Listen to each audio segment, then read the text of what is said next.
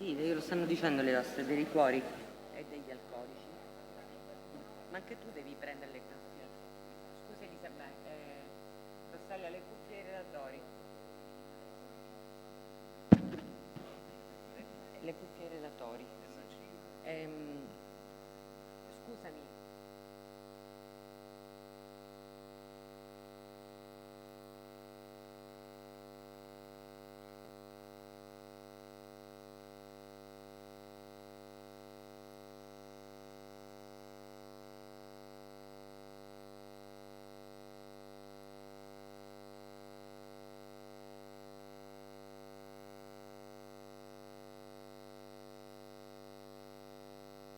Quindi vi preghiamo di prendere le cuffie.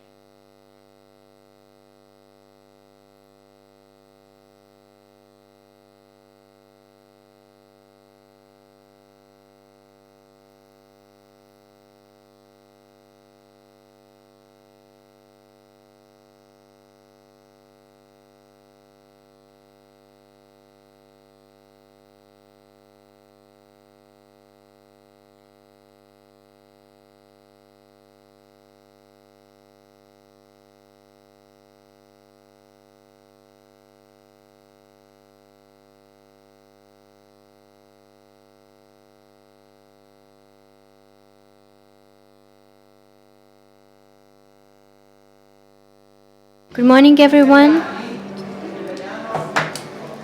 So please take your seat.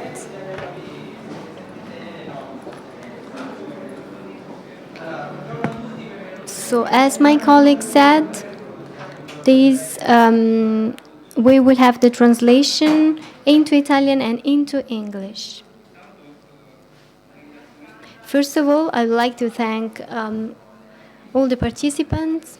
We also have a delegation from China that we thank for participating in this important conference.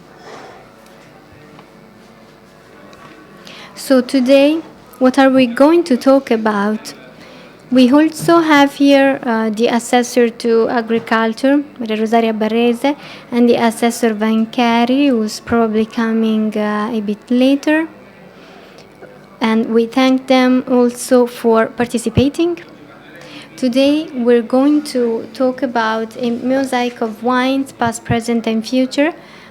We will have two sessions. In the first session, we will deal with the elements concerning specific elements of the research which was carried out in Sicily as for wine growing in general and wine, grape growing and wine. And in the second part, in the second session, we will deal with Sicily of wine between past and future, what's changing and what are the access key to communicate to new generations. Of course, the two sessions of the conference are intertwined because, when we organized this conference, we decided to organize it in this way because we cannot think of a sustainable development of grape growing if we do not take into account these two aspects. Quanto riguarda la ricerca e sperimentazione, prima di che è stata condotta in Sicilia, Sicily has dedicated a special attention to these aspects. Several research projects have been carried out, which started years ago, and they are still ongoing today. Sicily has certainly a genetic heritage, which is a great heritage in Sicily. Sicily has been a center where several species and varieties arrived, especially today we're talking about vine species and varieties which were introduced into the island, and they adjusted to the weather and to the environment. So this led to several varieties which we have inherited today and which represent an important genetic heritage which could be useful for the research in order to carry out new experimental activities to select new clones and new varieties. And on the other hand, it represents a link to the territory, because as we know, wine is very connected to the territory, and there's a great number of varieties that we have are specialized in the single territories. We carried out a research project, and Professor Di Lorenzo is going to talk about this project, through which we collected the biodiversity of grape in Sicily, and we collected it in an experimental field where we are conducting the experimentations, which led to the production of almost 12 clones, and many others are going to be assessed. Then we also carried out important research lines as for the transfer of innovation with 124 measures, through which the transfer of innovation means that all the activities have been performed in collaboration, thanks to a collaboration between the research institutions, and there has been also the involvement of agricultural operators and of the wine sector. These projects, 7 of these projects have been funded, if we include table grape, we have 10 projects, and Professor Di Lorenzo is going to talk about these projects. 2 of these concerned yeasts, which is also important because so we linked the varieties with the territories, but also yeast. We have many types of yeast, and we have also a project under Measure 124 and other projects through which we characterize the yeast.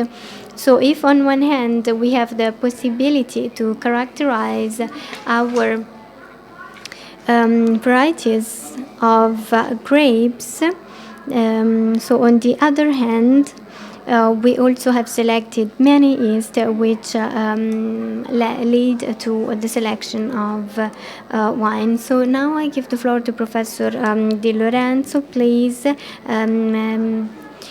try to stick to your time, so 15 minutes. You have 15 minutes.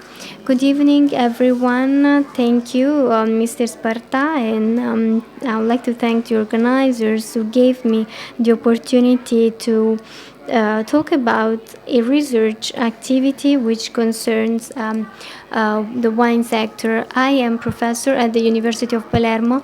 I will try to repeat some of the things that Professor Sparta has mentioned, and some research projects which have been carried out by our department together with other institutions, and I will try to give an overview on the teams which have seen the commitment of many actors.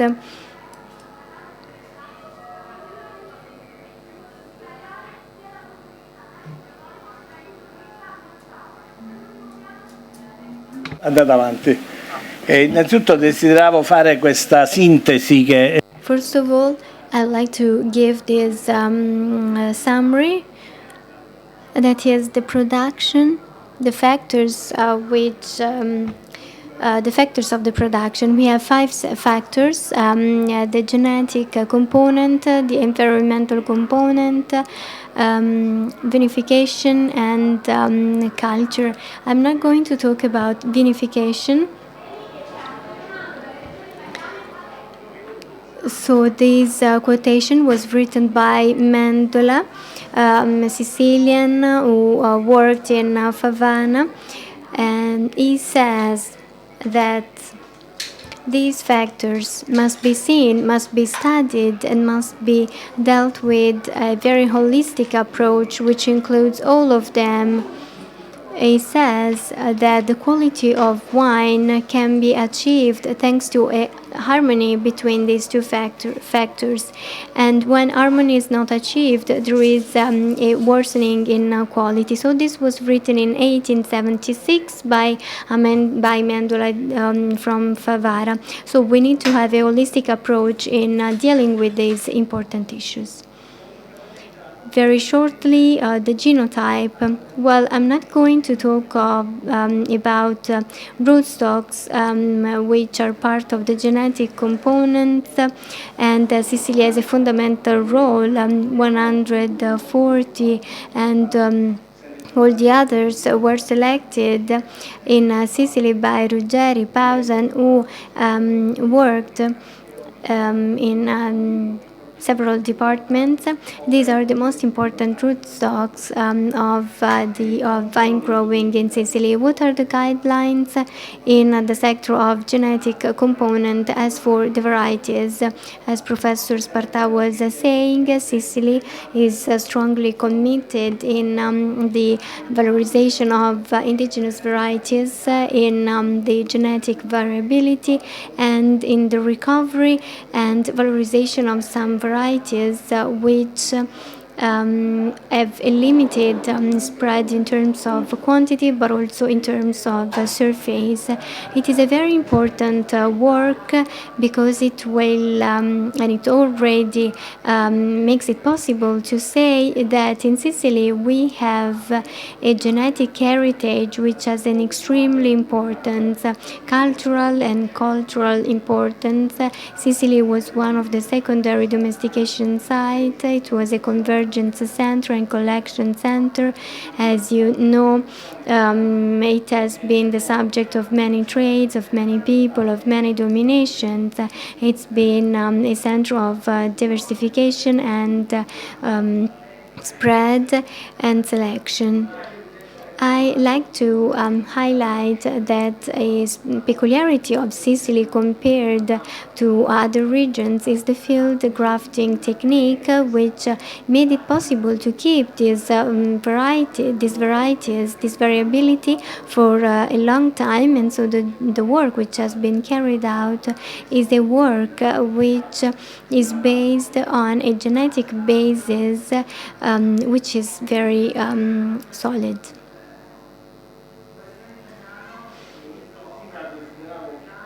In the following slide, I show this journey, the journey which Sicily has made as for the indigenous varieties.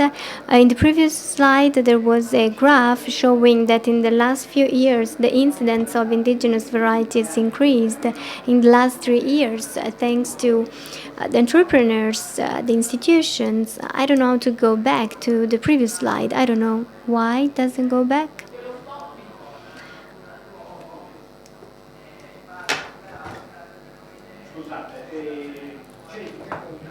So there is an increase which is equal to 73% of indigenous varieties, with an increase by 4% from 2012 to 2013. These varieties, this group of indigenous varieties is ready and is already able to represent Sicily in the world.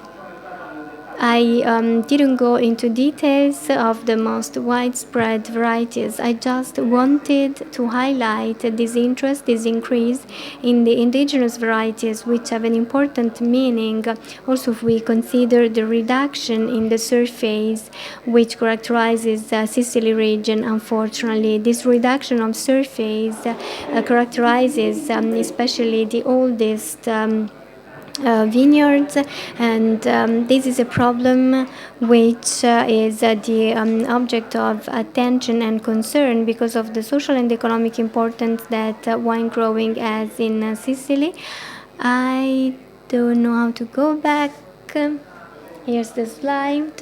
So you can see the increase of the presence of indigenous varieties in the last 3 years, whereas in the other graph I show how indigenous varieties are characterized by that which we called capacity to adjust to the environment. The local varieties can adjust to the changes. In this graph, we see two parameters which define two qualitative aspects. This is influenced by the variations in terms of time of collection and techniques that we use. So this concept of adjustment, which Sicily is enhancing, because this means that the production can be a typical production of the area. So we have wine. So we have wines which are very linked to the territory. So we have conducted a work about the genetic variability. So these varieties, because of environmental factors, are varieties which have a high variability, and in the project we mentioned, we wanted to start from the attempt to give value to this variability among varieties, just as we do today thanks to the new techniques for the selection of the varieties.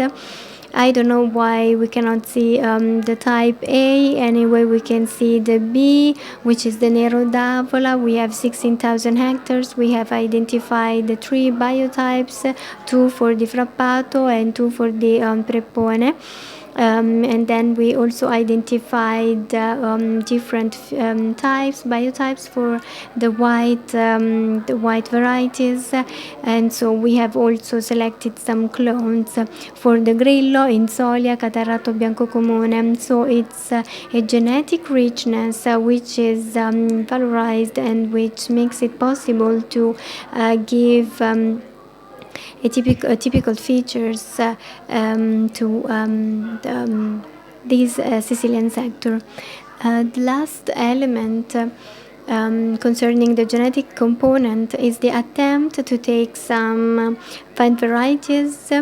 And as you see in the work performed together with the University of Milan and the Center for Research and Innovation, you see how many biotypes and varieties, how many entities were identified and which are the object of evaluation and assessment among the operators, the researchers, as for the agronomic features, and so they could also be included in the register. Shortly, let's see the other component, the environment, which I assess in terms of soil and weather. The guidelines, the sectors which have committed research in this field are two. There is the study and enhancement of the interactions between genotype and the environment, and the valorization of the variability of the island, both in terms of soil and weather and different terroir. We have this definition which has been given about Sicily, which is a very effective definition. Sicily is a wine grape continent. What does this mean? These are the results of research, pieces of research of some years ago. So we have a white vine varieties in Sicily, which is cultivated in Sicily but also in Tuscany. It is grown in 3 different areas, 3 different environments, and so the quality features are different. This is an example of how we can enhance and improve the quality. So we are committed You see here the regions, the universities, Palermo, Catania. So we are all committed in studying territories as much as possible in their diversity. So you see the variability of weather and soil. And so in terms of land, there is a high variability. These studies are carried out by using the most modern and most precise techniques, just to give value to these typical features. So these are other potentials which Sicily has. I'm going quickly to the growing techniques, which must not be underestimated because they are very important, especially in difficult environments where there are some factors which have an impact on the behavior of the plant. Of course, Sicily is one of these. So the guidelines of this activity can be summarized in the attempt to improve the yield quality ratio, and so the environment and genotype and vineyard management interaction in the improvement of the quality by enhancing the vine growing of Sicily. Sicily has a great tradition in terms of vine growing technique. We must improve it because it is the fruit of a work which farmers have performed along the years. And of course, sustainability, which is very important today. It is important to define it and to communicate it, because we realize that farmers have always been paid attention to sustainability. So if we manage to vine the vineyard in a different way, we can improve the quality. If we include irrigation and several techniques based on the management technique of the vineyard, we can improve the production without quality worsening. We have already seen this, the interaction between genotype and the environment. Here we have the interaction between genotype, environment, and culture and the growing technique. So we have represented in 4 different colors.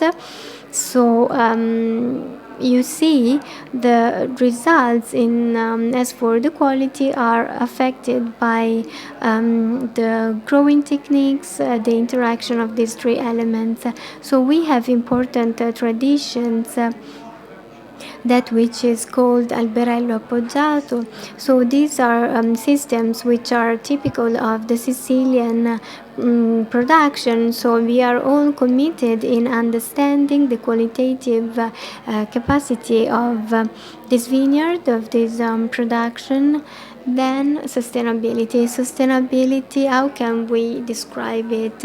Of course, we must have a vine growing, we must make the wine growing more precise. There is a specific project funded by the region in this regards. The acronym was VIDERE, which gave important results, which made it possible to transfer results to the operators, and these have been welcomed with great interest because the precision growing can manage the variability of vineyards, can make it possible to optimize the use of external inputs. Here, so sustainability, of course, means also growing techniques. Today, vine growing in Sicily uses with great precision some techniques, and at the same and for example, it uses irrigation, which which is an important mean to improve quality. So I would like to mention what a Sicilian vine grower used to say in 1866 about the irrigation of a vine. He gave the interpretation of a growing technique which makes it possible to improve quality, to overcome some difficulties which are typical of a dry and hot environment, and to adopt that which is called deficit control strategy. Today we talk about resistant varieties. Of course, Sicilian vine growing is starting to deal with this issue. And so resistance to diseases, first of all, this is a problem which we are studying in Sicily, but of course we must study it from an agronomic point of view, qualitative point of view, and commercial use point of view, in order to better understand what the use can be. So in conclusions, what can we say? It is difficult to make conclusions. Research is aimed at improving the genetical, environmental, and cultural variability of Sicilian vine, at establishing the identity and typical features of the Sicilian vineyards, at optimizing the yield performance, at creating simple systems and efficient systems, and at adopting sustainable strategies, sustainable systems. Thank you for your attention.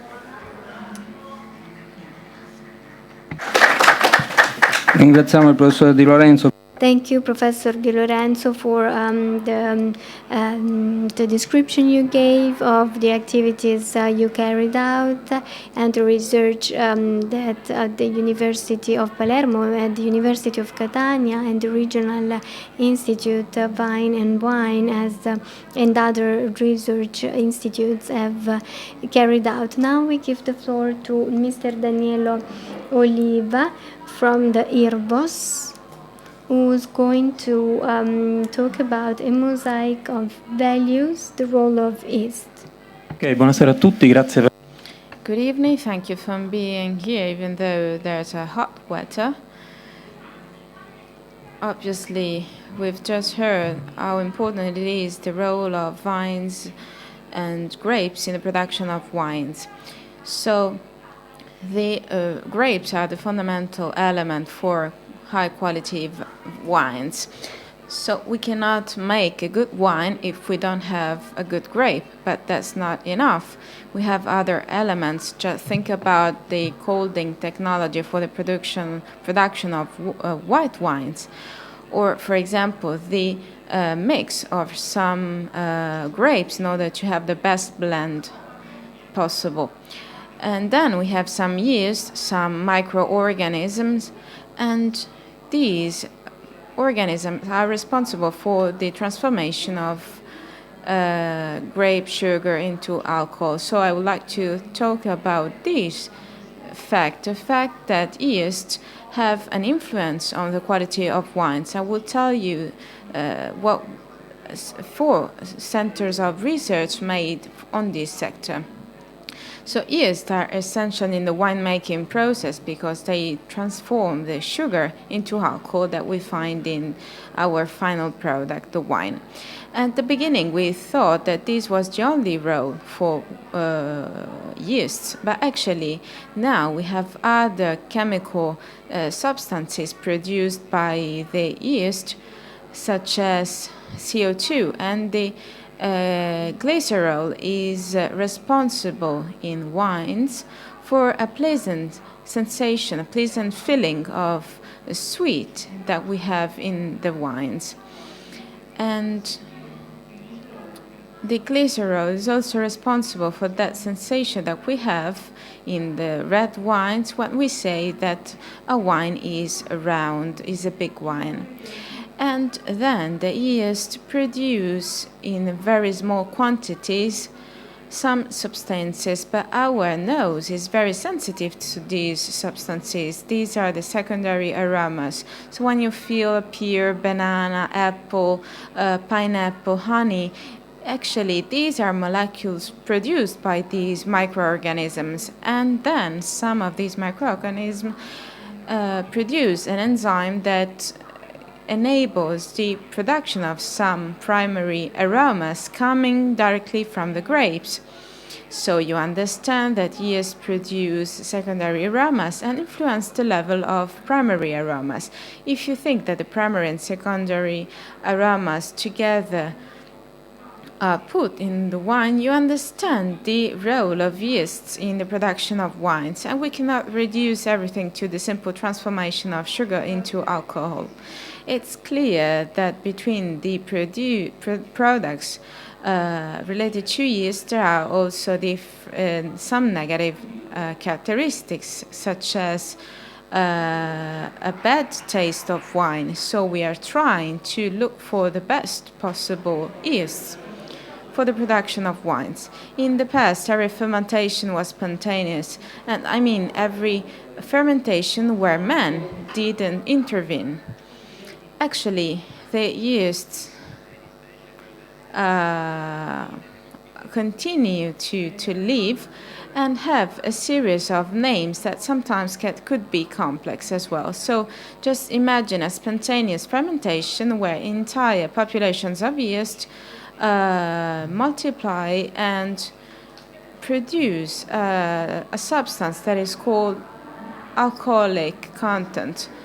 So some yeasts die with the increase of alcohol content, and we call those yeasts the Saccharomyces. The scientific name could be difficult, but it's the yeast through which we make bread, we make wine, and everything. So the University of Palermo, with the Professor Moschetti, studied the spontaneous fermentations in Sicily, and from what I said before, you could understand that the major diversity of microorganisms corresponds to a major diversity in the taste of wines. For us, spontaneous fermentations are a process that cannot be controlled. The Professor Moschetti is studying possibility to improve these fermentations through a touch, so adding the wine that has been fermented by increasing the alcoholic content. We kill the non-Saccharomyces yeasts and we develop the Saccharomyces yeasts coming from the grapes. The easiest thing to use these Saccharomyces from the beginning is to look for them, is to find the best and put them since the beginning of the production. And this is what we do all over the world in the majority of cases. In the last decades, from the 60s and 70s, we isolated the best Saccharomyces yeast in the various geographical areas. And today, these yeasts are used in the winemaking. The University of Catania selected a series of yeasts with perfect characteristics, for example, for the production of sweet white wines. And I'm talking about some particular wines, such as the Malvasia or the Muscat of Siragusa. And so we have the high values of beta-glucosidase, and the Scientific Committee of Sicily selected Saccharomyces baianus, in this case, coming from the grapes Malvasia, and we had very good results of sparkling wine in the area of the Etna volcano. And in Sicily, again, we isolated and used the Saccharomyces yeast in one of the projects financed by the Measure 124, so European funds managed by the Department of Agriculture in Sicily, that allowed the production of these yeasts in 5 cellars in Sicily a couple of years ago. The institution in which I work studied the spontaneous fermentations in the southern area of Sicily, and starting from a study that investigated more than 1,000 different yeasts, we isolated some yeasts with some characteristics for the production. And so we have some stamps, and I would like to thank Mr. Sparta and Mrs. Barresi for the management of these funds of the measure number 124. So thanks to these funds, 2 harvestings ago, we produced white, red, and sparkling wines in 4 different companies in Sicily. During the last years, moreover, we understood that the Saccharomyces are not able to determine fermentation, and many of them are negative for the wine production, but actually many of them have qualities allowing the improvement of the quality of wines. So we try to look for the best non-Saccharomyces existing, for having some mixed blends. But every stamp comes from years of work in order to be selected. So in the University of Catania, we isolated a stamp of Vicranomyces anomalus for the production of more aromatic wines. The aromas coming from the grapes. In Catania, the scientific committee of Sicily had made a study for another years. They gave some good results for sparkling wines of excellent quality. And we already produced some experimental wines with Grubermicher marcianus that produces beta-glucoses, and it's also a producer of secondary aromas, so the aromas produced by yeasts. And then, thanks to the funds of the FESDR in between 2007 and 2013, during last harvest in Sicily, we produced some wines with mixed fermentations. And these wines are red and have less alcohol and more glycerol. And the wines were very interesting. Just remember that in some countries, as the US, it is important to keep the alcohol under a certain content. So the potentials for these stamps are very important.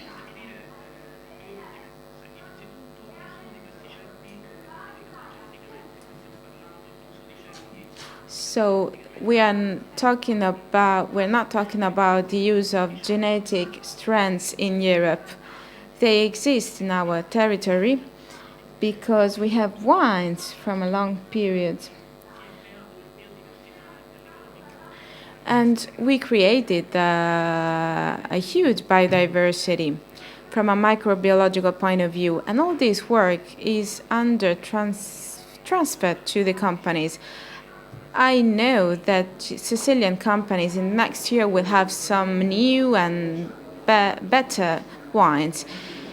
These are the components, the members of 4 groups of research that I mentioned before, just to give you the idea of the level of quality of the research carried out. Just allow me to say that my group this year is one of the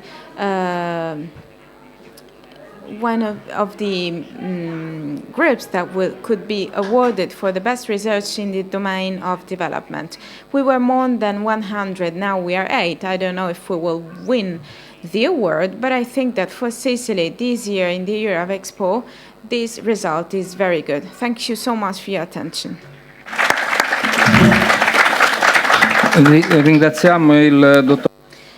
I would like to thank Ms. Oliva for his speech, for having traced the importance of yeast in winemaking, even though the grapes are always the fundamental element. An intervention that wasn't expected in our agenda, so the Vice President and Secretary of the National Association for the Circulation of Alcoholic Beverages is taking the floor.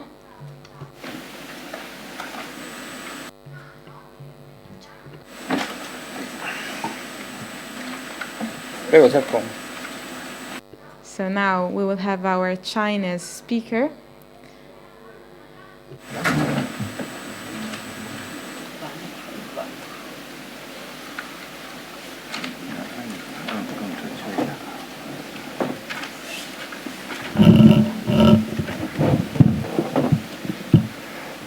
大家好，我是 Buongiorno.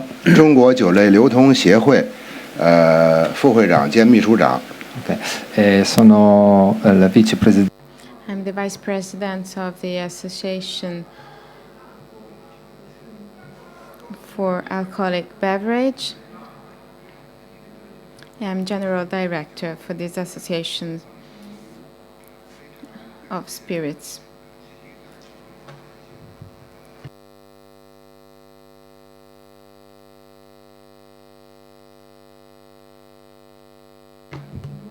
Thank you again to Sicily region, and I am very glad to introduce my associations of wine in Sicily from the commercial point of view and from the production point of view. 那么在介绍之前呢，我想说一下呢，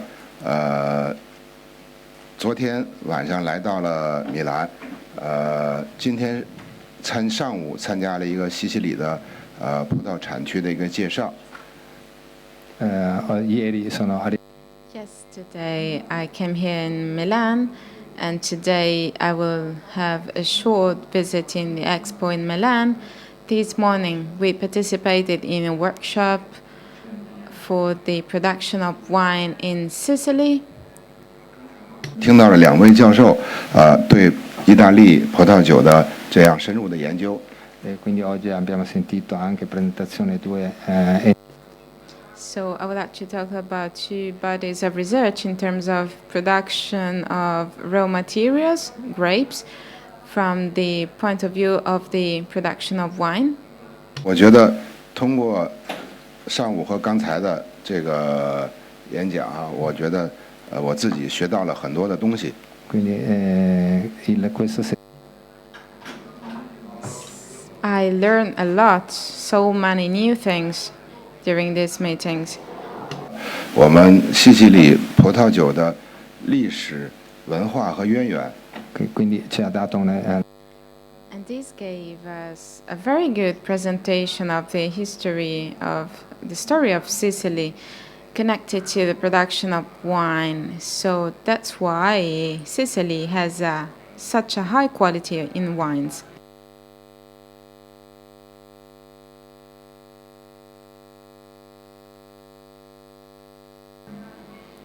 And we had a good contribution from the research for the production of wine through a very good cooperation.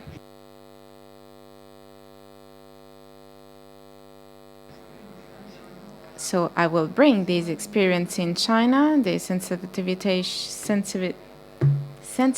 for this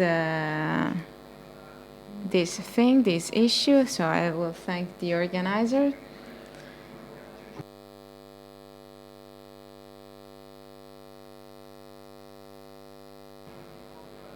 So now I would like to make a presentation for the alcoholic sector in China.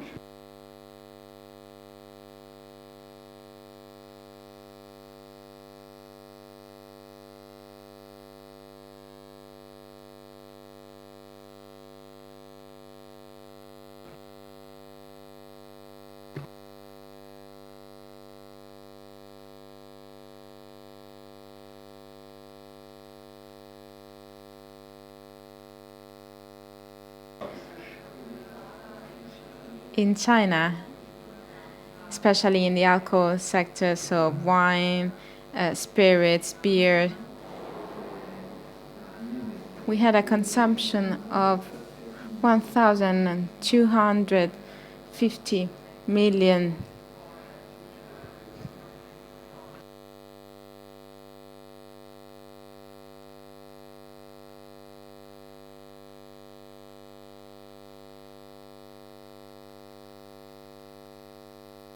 So in totally we have approximately $800 million.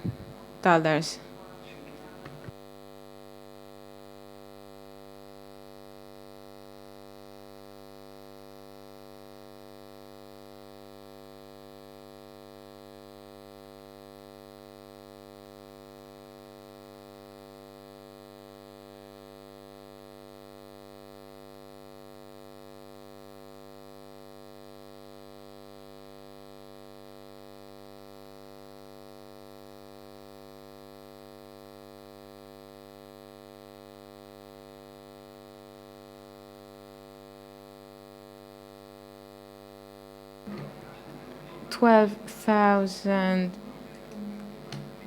tons of liquor.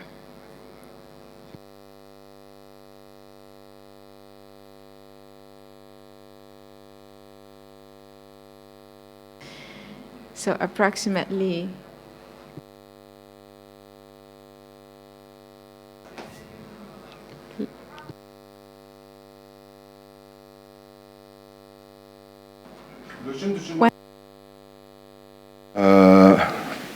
$150 billion.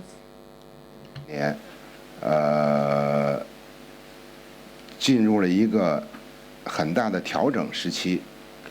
l'ultimi 10 mesi. So the Chinese market is changing so much. 这个销售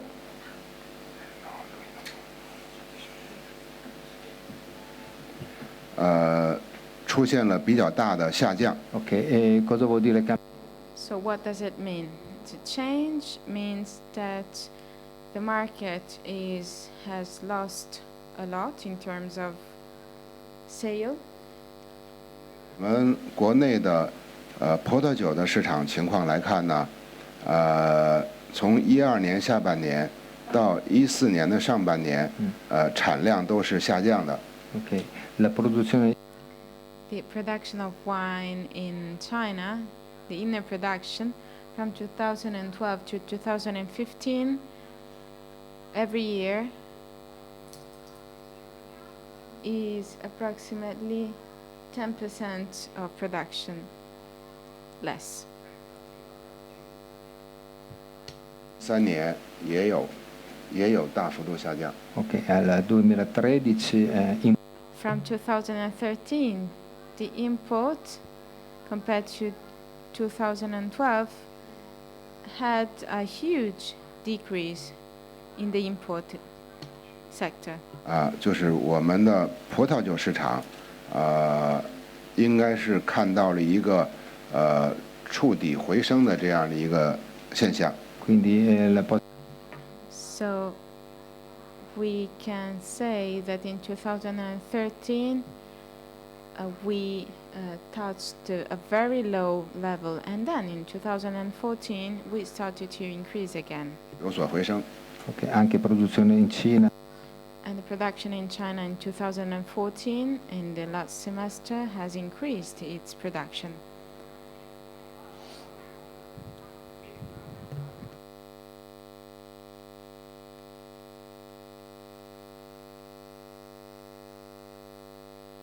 Import of wine, bottled wine in 2014 compared to 2013 has increased.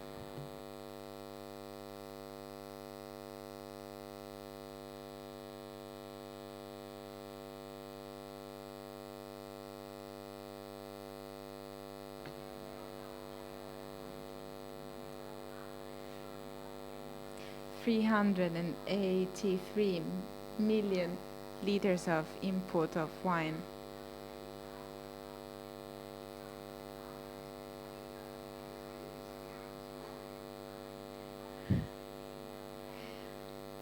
compared to 2013.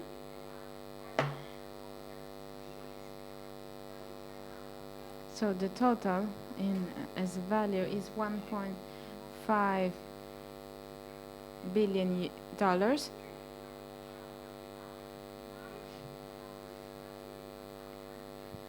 So the import has decreased of 2.5%.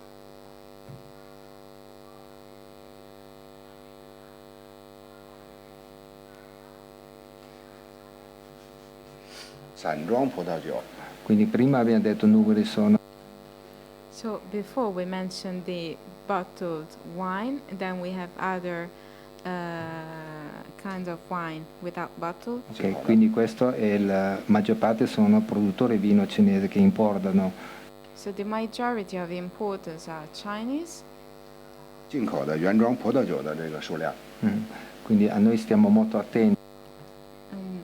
We talked about cask wine, and the quality is important. 有数量是2.88亿升。 Ok.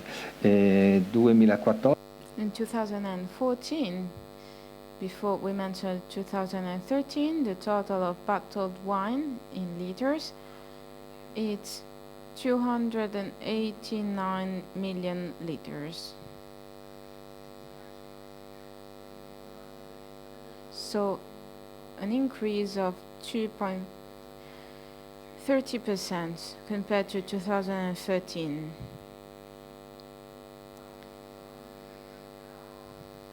So the value was $1.3 million.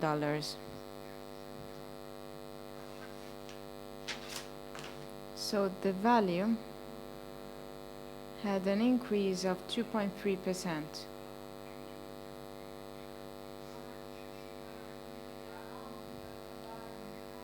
Every liter, 4.74 cents of dollar.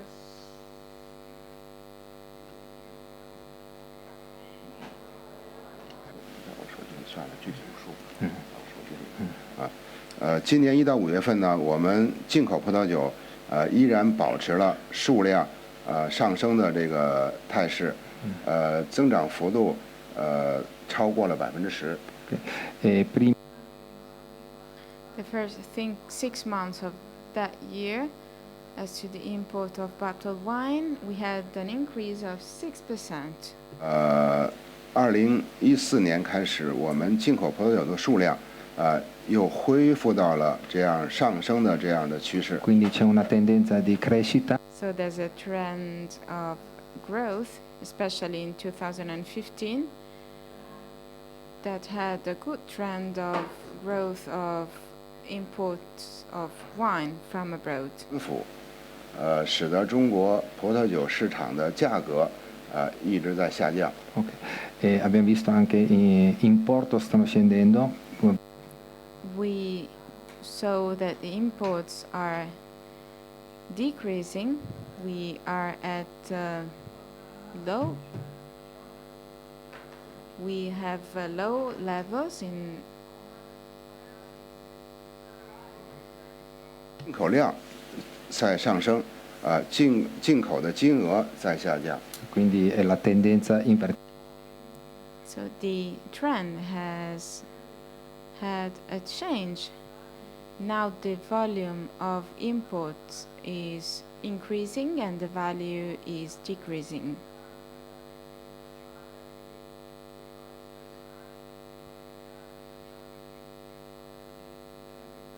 In Italy, compared to other developed countries, as positioning has always been in the 5th place for the wine sector.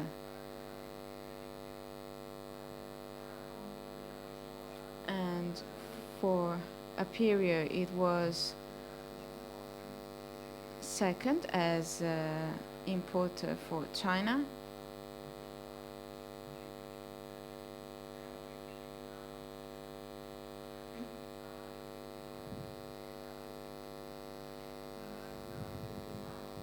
So the trend was equal to the past. Import of wine towards China is increasing and is stable.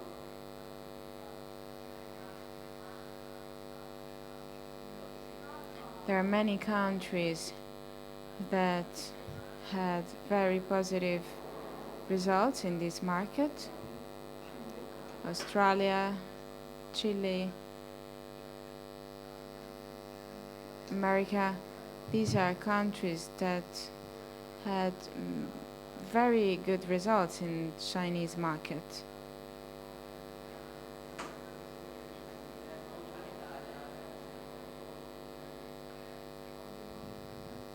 So today the first one is France, then Australia, Chile, Spain, Italy.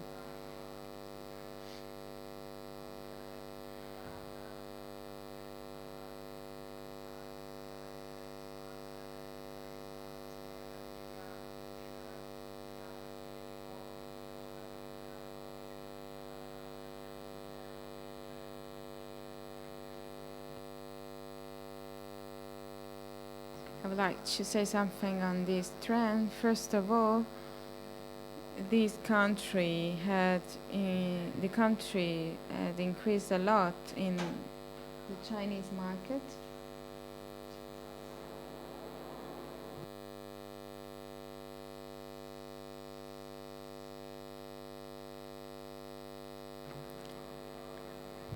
And obviously the taxes in the import are important. Chile, for example, eliminated the tax of imports, so increased the sale.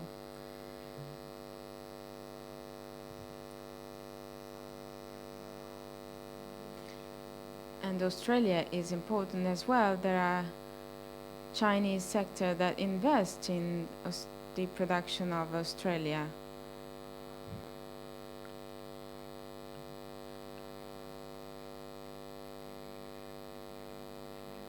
Then we have Chinese migrants to Australia. They came back to China, and this is an important factor as well.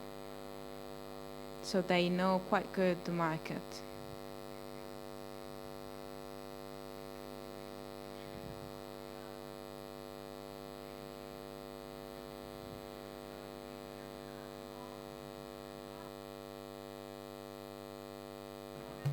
An advice and a goal that we have, we should cooperate together, and so we should understand how to cooperate with associations of importers in China in order to improve the quality and import the high quality wines of Italy in China. Ringraziamo il signor Wu per I dati che ci ha dato sulla. Thank you, Mr. Yuan, for the data you gave us on China. We hope that we have improved your curiosity towards the Italian wine, so that we can increase our exports to China. There are some colleagues you can refer to, so I'd like to thank the Consorzio Assovini, which has contributed to organizing this event. So now we can start the second session. So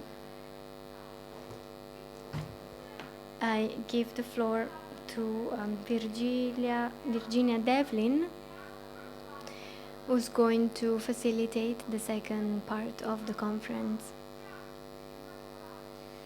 The title is Sicily Between Past and Future, What's Changing and What Are the Access Keys to Communicate to New Generations.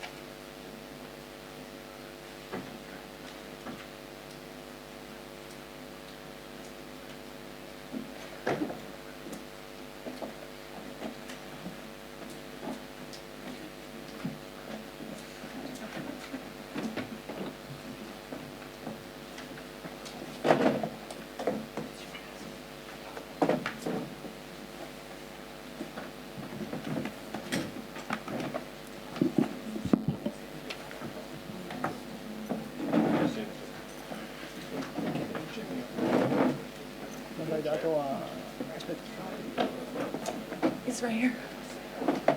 He's right here.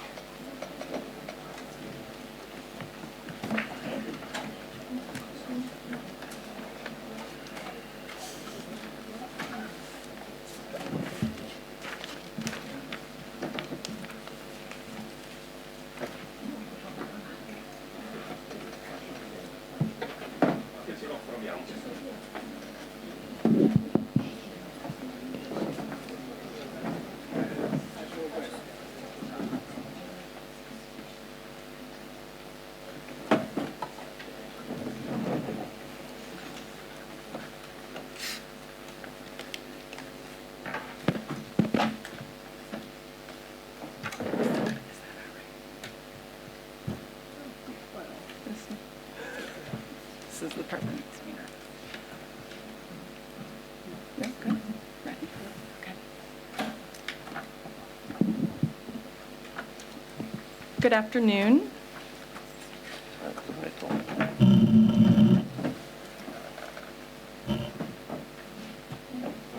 We'll get settled. My name is Virginia Devlin. I'm the president of Current, the marketing agency in the United States that has been proudly working with Sicilia DOC to introduce America to the rich mosaic of Sicilian wines. As some of you know, the Sicilian wine region has been reborn and revitalized in the last 10 to 20 years, making way for more exciting and sophisticated wines. Evolving from century-old methods, Sicily has emerged as a new frontier in winemaking, balancing its heritage, its diverse land, passion, and modern techniques to craft contemporary red and white wines. The time is ripe to rediscover and discover Sicilian wine because around the world, people are thirsty for new culinary experiences. They're seeking high-quality, sophisticated, and food-friendly wines. So that's very exciting for all of us here. So we have an exciting group of knowledgeable and passionate speakers here with us today. And together, we will paint the picture for why wines from Sicily are a rich mosaic ripe for discovery. So first, I will introduce Antonio Rallo, who will speak about the history of winemaking in Sicily. And I bet many of you know that Sicily has over 2,000 years of winemaking history, but it's being renewed and refreshed with each generation. So Antonio is a fifth-generation winemaker. He's the owner of Donna Fugata and the president of Sicilia DOC. And so he will talk about a brief history of wine and talk about terroir. So thank you, Virginia. Thank to all of you come here today. First of all, I want to send to all of you best regards from Diego Planeta, that unfortunately couldn't make it to come here because of some problem. I had a bad flu this week, even in the summer can happen to strong people like Diego. You don't believe it, Kim? Okay, no, it happened. So first of all, I want to introduce a little about the story of winemaking and viticulture in Sicily. We've been starting drinking wine in Sicily about 2,000 years ago, thanks to the Phoenicians that introduced wine in Italy and in Sicily. Winemaking started with the Greek in the east part of the island about 800 years before Christ. They introduced a new variety. As a matter of fact, vines were in Sicily before the Greeks from probably more than 1 million years. We got vines in Sicily, but the Vitis vinifera, the one that we use for winemaking, was really brought by the Greeks. After we had the Romans who spread viticulture and winemaking all over their empire. Actually, probably they've been drinking too much wine, that's why they lost the empire, but thanks to them, we got today wines in what we call the old world. So we got wine in Germany, France, Spain, of course, first of all. They try to extend winemaking and viticulture as well in Great Britain, but they were not so successful as probably the English wines are not even today. Of course, when we got the barbarians coming in Sicily, and then after a small period of time with the Byzantine, when winemaking stopped becoming once again pretty popular, we had for 300 years not really expansion of viticulture and wine during the Arab period. So as a matter of fact, in Sicily we had so many domination, and of course we were influenced by the different culture. And during the time of the Arab, of course, we had for a special wine grape really an important moment, and it was the moment of the Moscato d'Alessandria Zibibo, because they were using for the production of dry grapes and as a fresh fruit.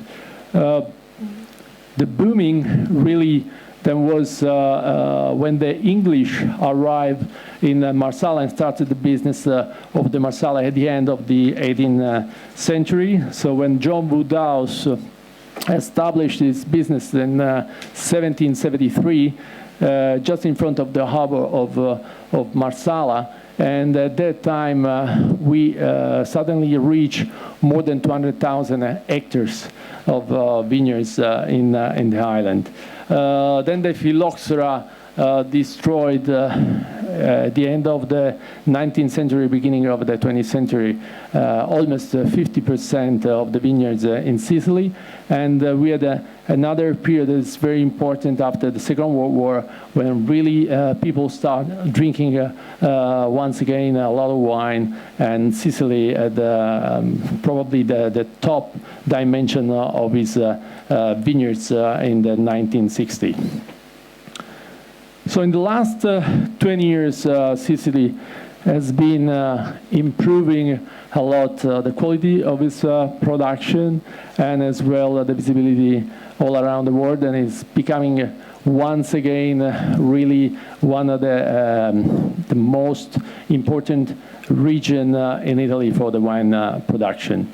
The success, as you can see from the Professor Di Lorenzo and Oliva, is thanks, of course, for the research, so collaboration between institutions like the Secretariat of Agriculture, university, and research institute, together with the family who are producing wine and growing vineyards.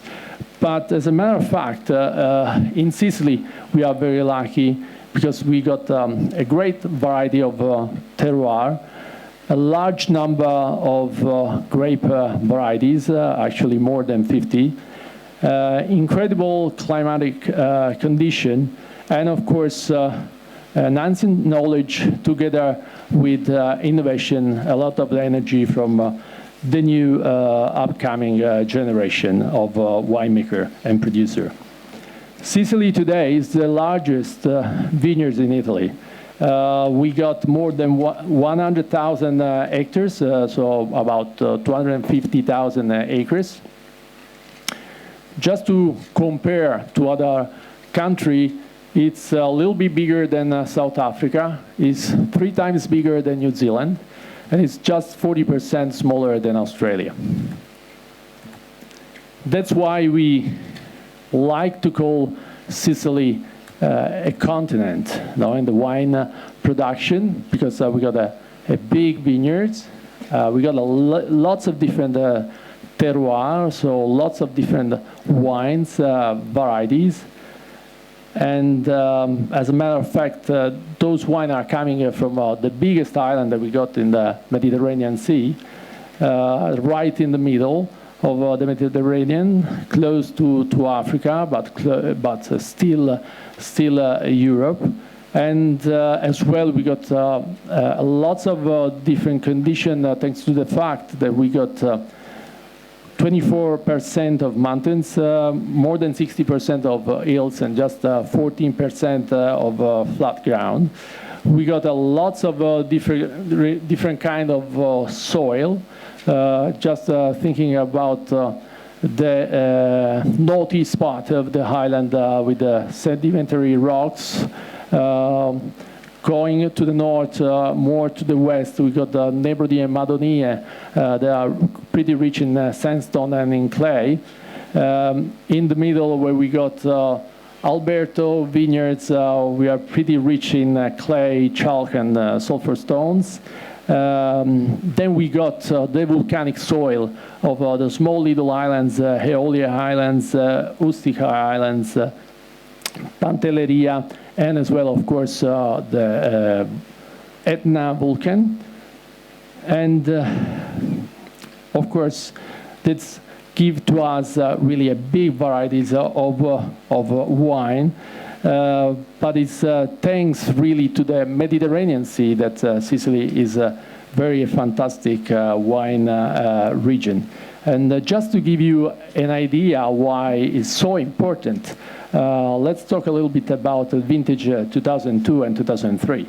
2002 was very difficult in Italy because it rained a lot in all the peninsula, and not only in Italy in that vintage, but Sicily was completely dry.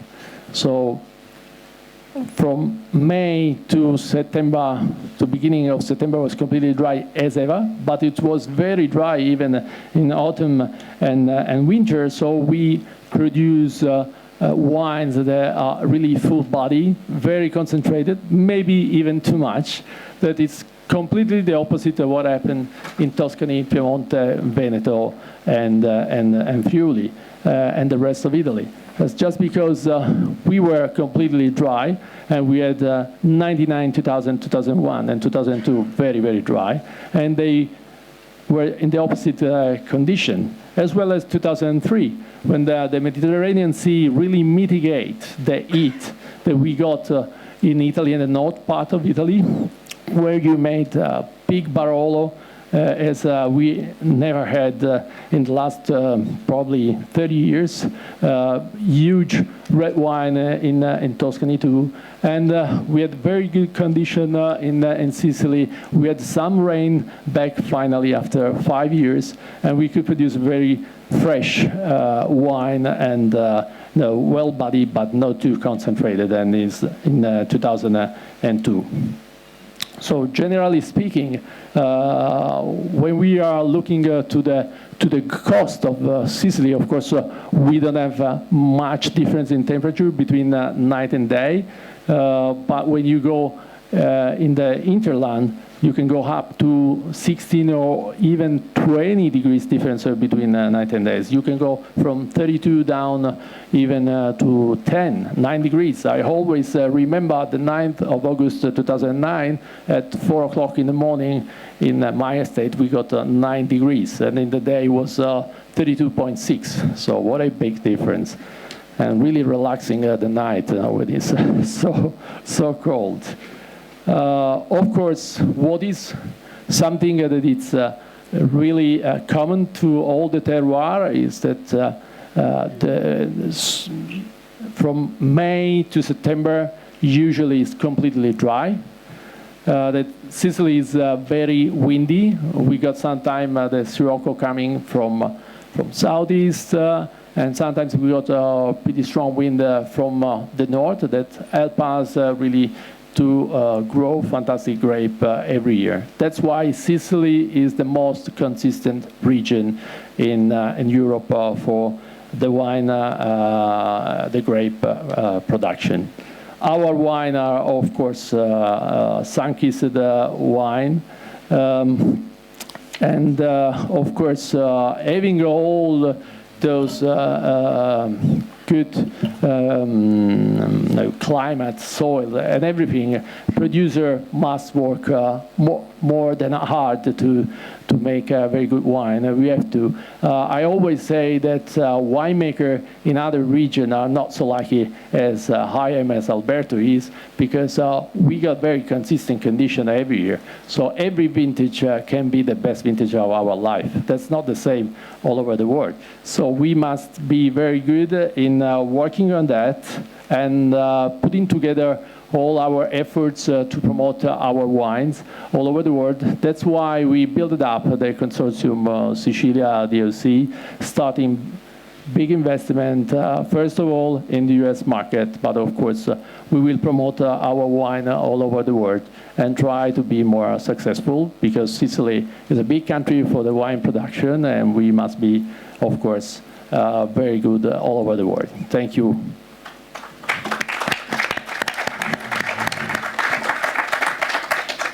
Thank you, Antonio. I read this quote from our next presenter, which I thought was a wonderful quote. He said, "In Sicily, the weather is so perfect for growing grapes that you could say they are essentially organically grown." And we know that's very important around the world. So let's hear from Alberto Tasca, the Palermo-born CEO of his family's winery and Sicilia DOC board member, who is a passionate expert and advocate on sustainability in winemaking.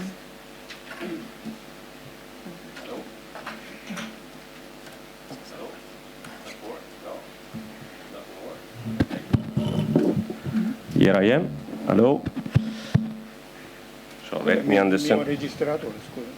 No, questo è il tuo registratore. No, cercavamo un puntatore, so we were looking for. No, here it is. Okay, I don't know where is the presentation. So, I will talk about sustainability now, and it's a word that is really used around the world. But I think the first step that we need to focus on is what sustainability means, because it's something that everybody uses, but even when we had to talk about it, we need to stop and think about it. And now we have a small video that tries to explain what sustainability is, and then we will talk a little bit of what we are doing. Questo. Ok, va avanti. E va avanti e indietro così. Sì, e invece pagine così.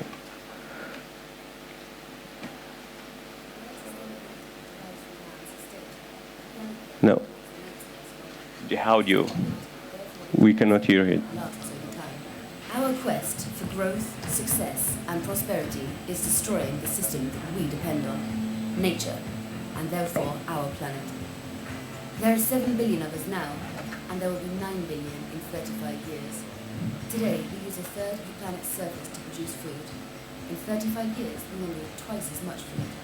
We are literally eating the planet, and it's not just us humans. Today, there are 24 billion farm animals on the planet. The problem is that they eat 10 times more food than they produce. The average global temperature has increased by 0.7 degrees since 1850. If that ever rises to 2 degrees, there will be drastic consequences, including sea level rise, melting of the glaciers, desertification, and the spread of tropical diseases. What can we do to make things better? The Earth is a system, and everything is connected: society, environment, and economy. To help our planet, we need to start living more sustainably, and to do so, we need to start thinking sustainably. This means evaluating the impact of our actions from a social and economic point of view, and minimizing our impact on the environment. Sustainability cannot be a static protocol. All intervention must be contextualized to the sector or place concerned. Our task as a group of wine producers is to be aware of what is happening to our planet, establish our own objectives, and use research to evaluate the effects of our actions and reduce their environmental impact. This world can only continue to exist if we remember that we do not inherit the earth from our ancestors, but borrow it from our children.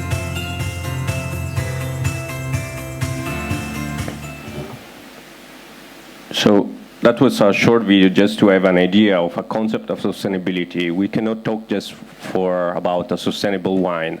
that would be much easier, and then you will see even the number that we had in terms of organic production in Sicily. Everything is really helped us. But so our mission now is a little bit bigger, and we are totally moving towards to an unsustainable model. So it seems that we are all going killing ourselves, and that's crazy. So I think that the most important things about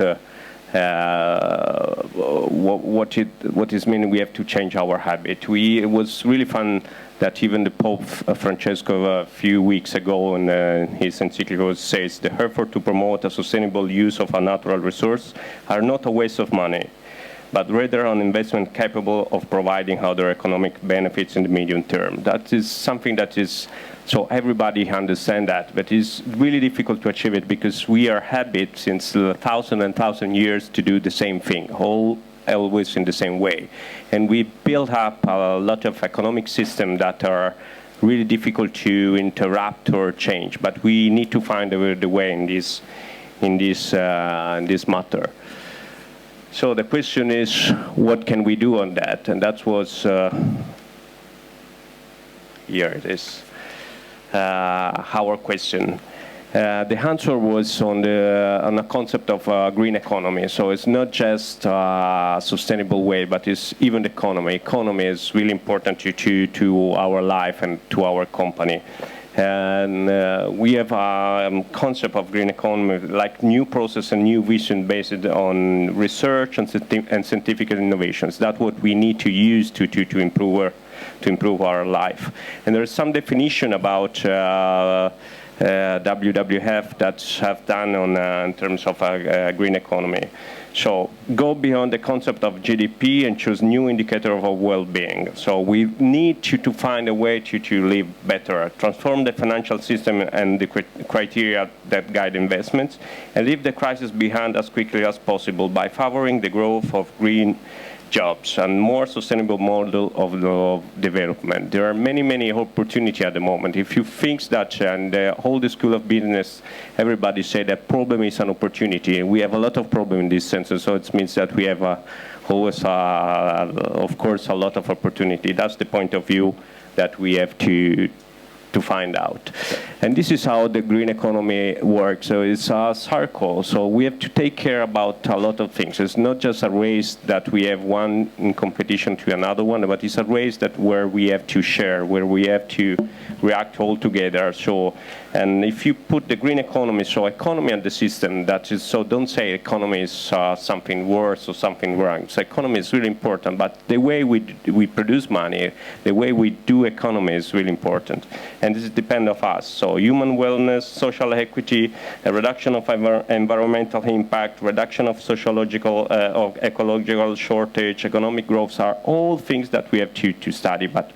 And the question even here is, okay, that's good words, well done, but how can we do that?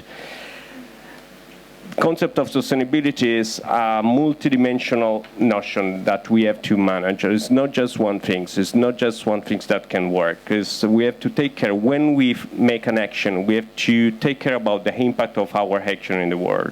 Taking care about territory, landscape, biodiversity, conservation of cultural traditions, territory maintenance, flora and fauna protection. So there are many impacts that are in our action, and we have to know what we do. We have three words that talk about sustainability and can explain sustainability really well. One is resilience. We cannot go against nature as much as we can. So sometimes nature is stronger than us, and we have to resist. We have to wait and try to see it. But we cannot always go against nature because it's stronger than us. It doesn't make sense, and we can just compromise the results of next generation. Sharing. Competition is a new view the competition in a new way. Just sharing by each other. It's not our competition, but it's try to understand how can we survive in this world. We are becoming 9 billion soon, and we don't have any more landscape to cultivate. So we need to, it's our games. We are all together in the same games. Even if we can be better or worse than other, but competition is, we have to intend in a different way. And then monitoring. So that's, I think, the most important things that we have to set up, and we are trying to do it in Sicily in a good way. So try to analyze the impact of all the things that we do, and then share it. So try to understand where Antonio is better than me, or where can I learn from him, or in a other way. So that's the way to measure our impact is really the best way to do that. The indicator. So talking about sustainability is a generation where everybody says sustainable, but we have really to take care about greenwashing. That is really dangerous. And how can we do that? We worry about we focus on a single environment indicator. So sometimes people say, just talk about the carbon footprint. It's a really important thing, but it's not the point. If you have a great carbon footprint, it doesn't mean that you are sustainable, because you have to work on all the components that you do in your company and your life, personal life. Be wary of static protocols. Nature is dynamic, so we have to focus on an LCA system. That means life cycle assessments, and be dynamic with it. So we cannot follow just a protocol. We just follow an approach to it, but not just rules that are really statics. The other thing is transparency. It's really important to give the numbers. So as we set up a monitoring system, then we have to share it to everybody, and then everybody needs to do that. And that's even the consumer of next generation. Until now, the new generation, the millennium, are much more interested, and they are really much more anarchic in terms of vision of influenced by the media, but they want to know. And that's really what we need to give to them, and the education that we need to do. What is the situation in Sicily? The situation in Sicily is quite nice. So, and in terms of the most important region in Italy, ranked for agricultural areas devoted to organic cultivation. We have just the 21% of the national land is organic, and then it is based in Sicily. We have the highest number of organic operators in Italy, so it's 9,888. That was in 2014, and 231,500 hectares of agricultural systems. So if we were just talking about the best practice in agriculture for Italy, it would be really easy. So that's why we are just open and trying to do something that is much, much better. And even the production of electricity of renewable sources is growing faster than other part of Italy, and separate collection too, even if it's still small. The nice thing is that in viticulture, and here we are about 38% of the total national area of hectares of organic vines. That is crazy. So it's really the major region where we have organics. And the other thing is that I think it's the treasure that Professor Di Lorenzo before, and even Antonio mentioned before, is our treasure. So Italy, and the title of this presentation was A Mosaic of Wines, is a treasure of different grape varieties and treasure of different appellation with different attitude. And in Sicily, with the help of the region, we had 61 different varieties. I tell you just to read of them. They're a crazy name. So just approach Sicily means approach and having fun. So it's really impossible that all the consumer and all the trade remember all the name of these grape varieties. But just imagine what kind of potential it has. And that's Italy in general. And Sicily represents a really good example of what is the potential of the entire nation that is Italy. There are some historical, some new grape varieties, that we discovered, that we are studying hard. It's a project that started 10 years ago, more than 10 years ago. We are really working hard. So I think these two parts, like sustainability and the potential that we had, is the really strongest part that we have in Sicily.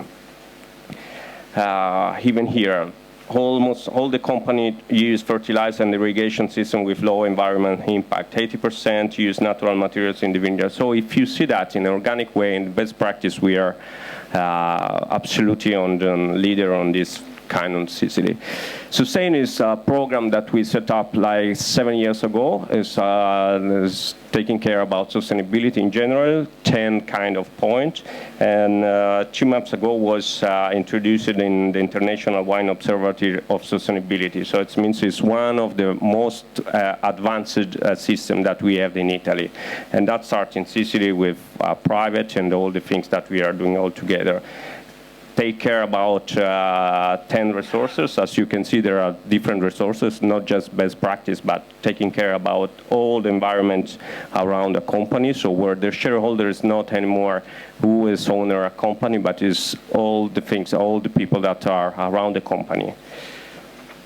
So good wine is not anymore just good wine inside, but need to be, it doesn't go anymore. In and out. So that's really important. And how can we do that? We can do that just with the development of some instrument. We have to throw a work group that brings together industry association, guide scientific research along with academia. And this is what is going on in Sicily, and I'm really proud to be part of it. We are really working hard with all the system all together. And the objective is not just make market, but it's creation of new jobs, of new way to rethinking the system. So the objective is to build this protocol. I think we are close to be ready, and really, really proud of it. It's, what we want to achieve is something that will be explicit, so really easy to read, demonstrable, so transparent, so we need that people can read it and can see if it's right or wrong, coming to visit our wineries or just reading something on the label. Multi-criteria mean not just one thing, not just carbon footprint, but just all around the system and the impact that all the company has in the environment, and expression of a clear connection between the company and its sustainability. So this is exactly what we are doing hard and working hard.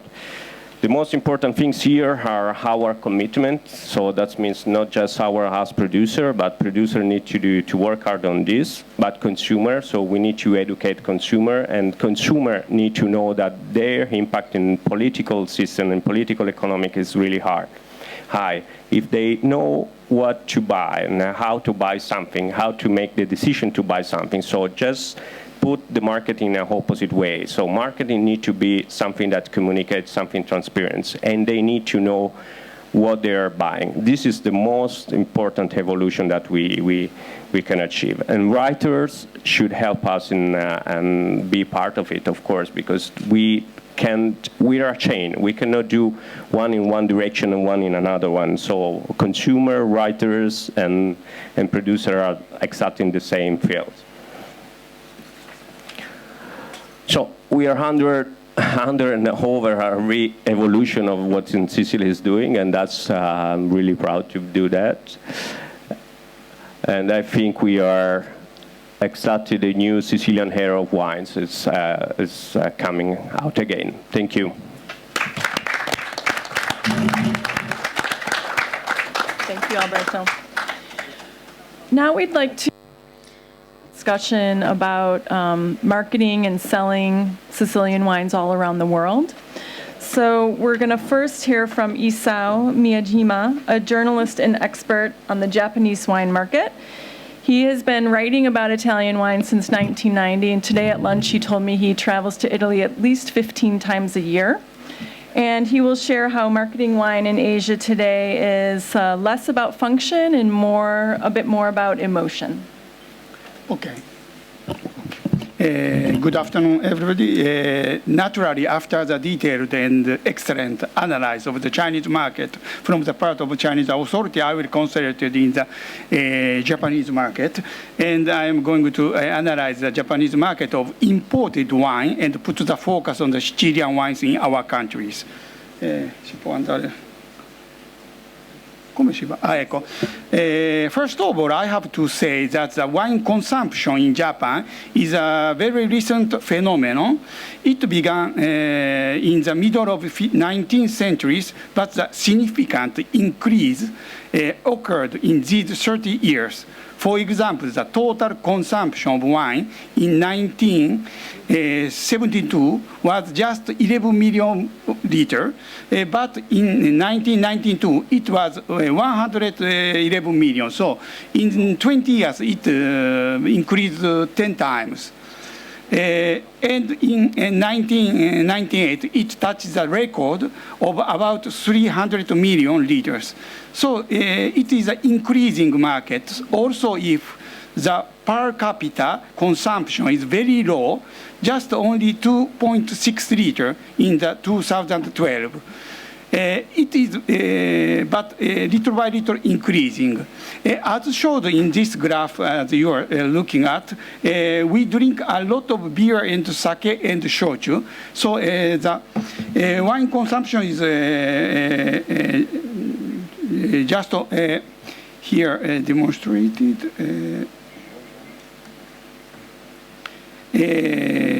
Only 3.8% of the share, and there is a beer. We drink a lot of beer, about 31%, and shochu, which is a distilled potato, 10%, and sake is about 7%. So the next graph.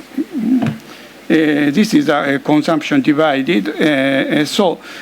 Often when the Sicilian producer comes to Japan, they say that we have to take the share of the French wine market, but the real competitor are beers and sake, which are a much more bigger market.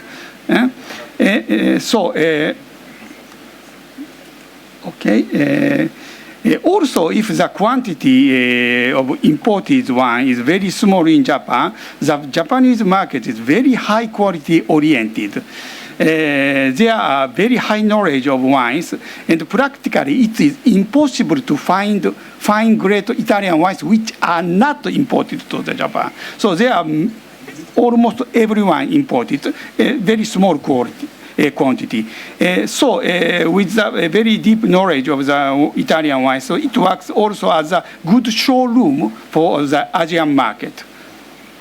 So the division of the wine consumption now in Japan is about a red, white, rosé is 54% red wine, 37% white wine, and 9% rosé. The percentage of the imported wine on the total consumption is about 70%, so very high. No? Now let me survey the situation of Italian wines in the Japanese market. In 2014, the total value of Italian still wine imported in Japan was about, this is in yen, so 112 billion yen. That means about 820 million of euro. And it increased 8.8% in comparison with 2011. The volume was 181 million, that means 1 million and 8 hectolitri in the Italian Mijua. And also a brief look at the sparkling wine market. Here, the strength of Champagne, the French sparkling wine, are very impressive. So also the very low price of Cava works. So French occupy almost 50%, no? So it's very high in comparison with the still wines. But the very important phenomenon, for example, the Franciacorta in the 3 months of this year, they doubled the exportation to Japan. So also here, if you work very well, there is because Franciacorta in these 2 years, they invested a lot of money to the promotion in Japan, especially concentrated on the lifestyle magazine, not on the specialized magazine. So if you do the correct promotion, there is a great possibility of the increase. And the share of market, if we return to the still wine, the first share is owned by the French wines, which occupies 45% in value. Italy is in the second in value with 16.5%, and Chile is the third with 12%. But in the volume, Chile has already surpassed Italy. But in value, Italy remains 15% in the second. But the problem is a share of Italy of 16% is stable for 5 years, 10 years, because in Japan, the quality of Italian restaurant is very high, and they contributed a lot to familiarize and popularize the Italian wines in Japan. But the Italian wines depend too much on the Italian restaurant. Now, the market of the Italian restaurant is very good, but they are saturated. We have to keep their market firmly, naturally, but we go over, to go over the wall of the 16% of share, we have to go also outside. It means to go to knock the door of Japanese popular restaurant where the beer and the sake dominate, and also look for the consumption at home. In the Japanese market, popular restaurant, naturally the competitor are not French wine, but the beer and sake.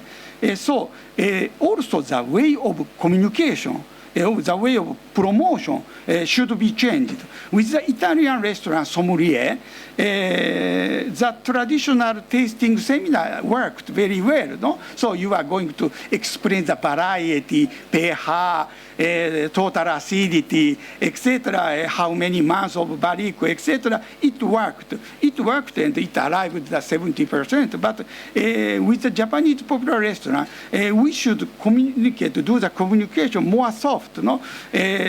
We first of all communicate the appeal of Italian wines or Sicilian wines and convince them to try to Italian wines. So the way of the communication should be changed. Another important step to increase the consumption is to increase the consumption of Italian wines at home. Fortunately, in these couple of years, the most noted phenomenon in the wine market in Japan was the popularization of the wine consumption. Maybe before, Japanese people drank wines only on the special occasion, no? To the birthday or etc. But recently, the wine consumption became more daily, normal, and frequent. In this context, Sicilian wine has increased a lot because Sicily has also many good daily wines, no? Besides the great wines.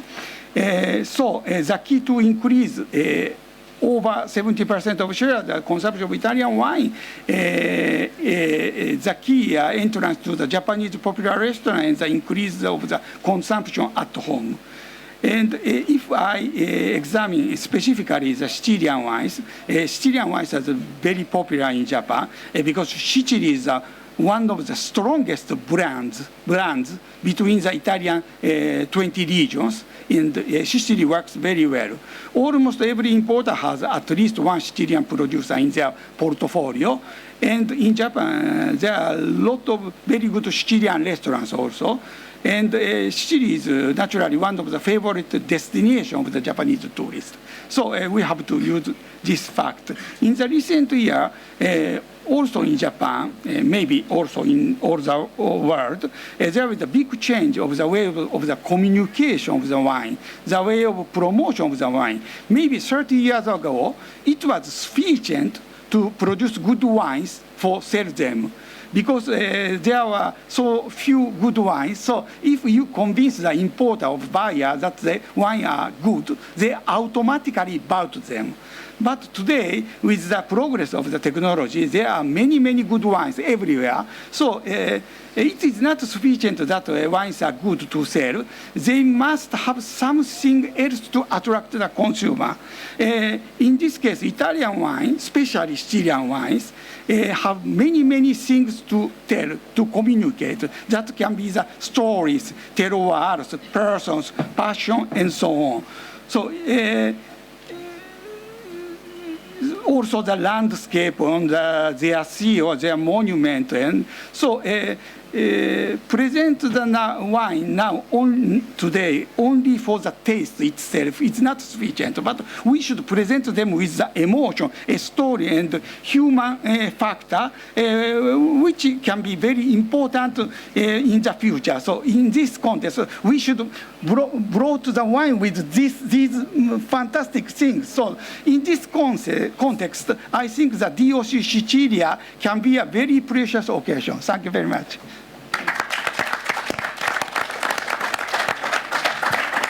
Thank you, Isao.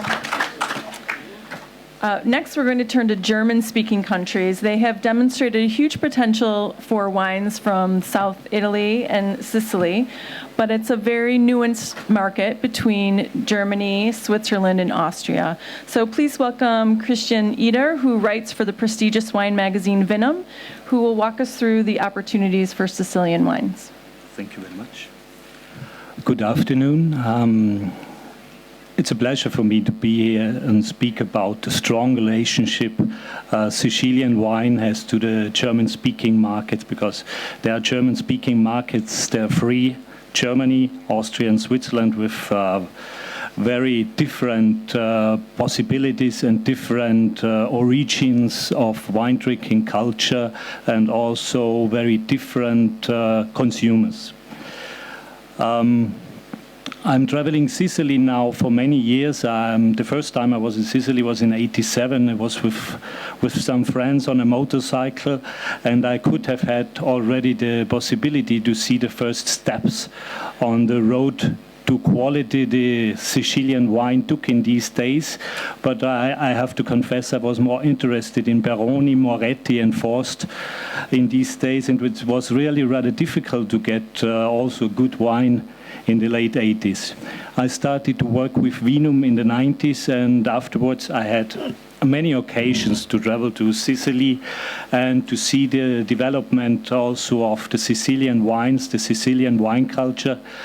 I saw the boom of the Nero d'Avola. I rewrote about the Etna, the discovery of the islands, the discovery of different terroirs also in the hinterland of the beautiful beaches of Sicily. Recently we wrote something about the new white wine culture in Sicily, and also of the Cerasuolo di Vittoria, of the discovery of the Frappato. That's, I think, also one of the most beautiful things for a journalist, that you always have to tell the consumers, the readers, some news. And Sicily has a lot of news each time you come to Sicily. If we talk about the German-speaking markets, I had also some columns on my USB, but they didn't find the way to the screen, so I have to tell you about the markets. If we talk about the three different markets, Germany, Austria, and Switzerland, where Vinum is rather important. We are #1 under the consumer wine magazines in Switzerland, #1 also in Germany, and we are also important in Austria. But Austria is my home country, so I always like to speak a little bit also about my home. Therefore, I start with Germany. As you know, Germany is a huge market for wine import. It has around 80 million inhabitants, 80.6 exactly, and 20.3 million hectoliters are drunken each year, 25 liters per head. So it's not quite the average the Vatican has. Maybe you have heard it, that 74 liters per head are drunken in the Vatican, but it's not bad for such a large country then as it is Germany. Compared to that, Austria is, of course, a lot smaller. We have 8.58 million inhabitants. 2.8 million of hectoliters are drunken each year. These are 23 liters per head. And the third market is Switzerland, with 8 million inhabitants. Very close to Austria with the million of hectoliters with 2.7, and 34 liters per head per Swiss citizen. The first country I talk about is Germany, because it's the most interesting export country for Sicilian wines. The import in Germany in 2013 was 1.5 billion liters of wine. Compared to that, a value of 2.6 billion of euro. 600 million liters from this come from Italy, so 40% of the foreign wine which is drunken in Germany comes from Italy.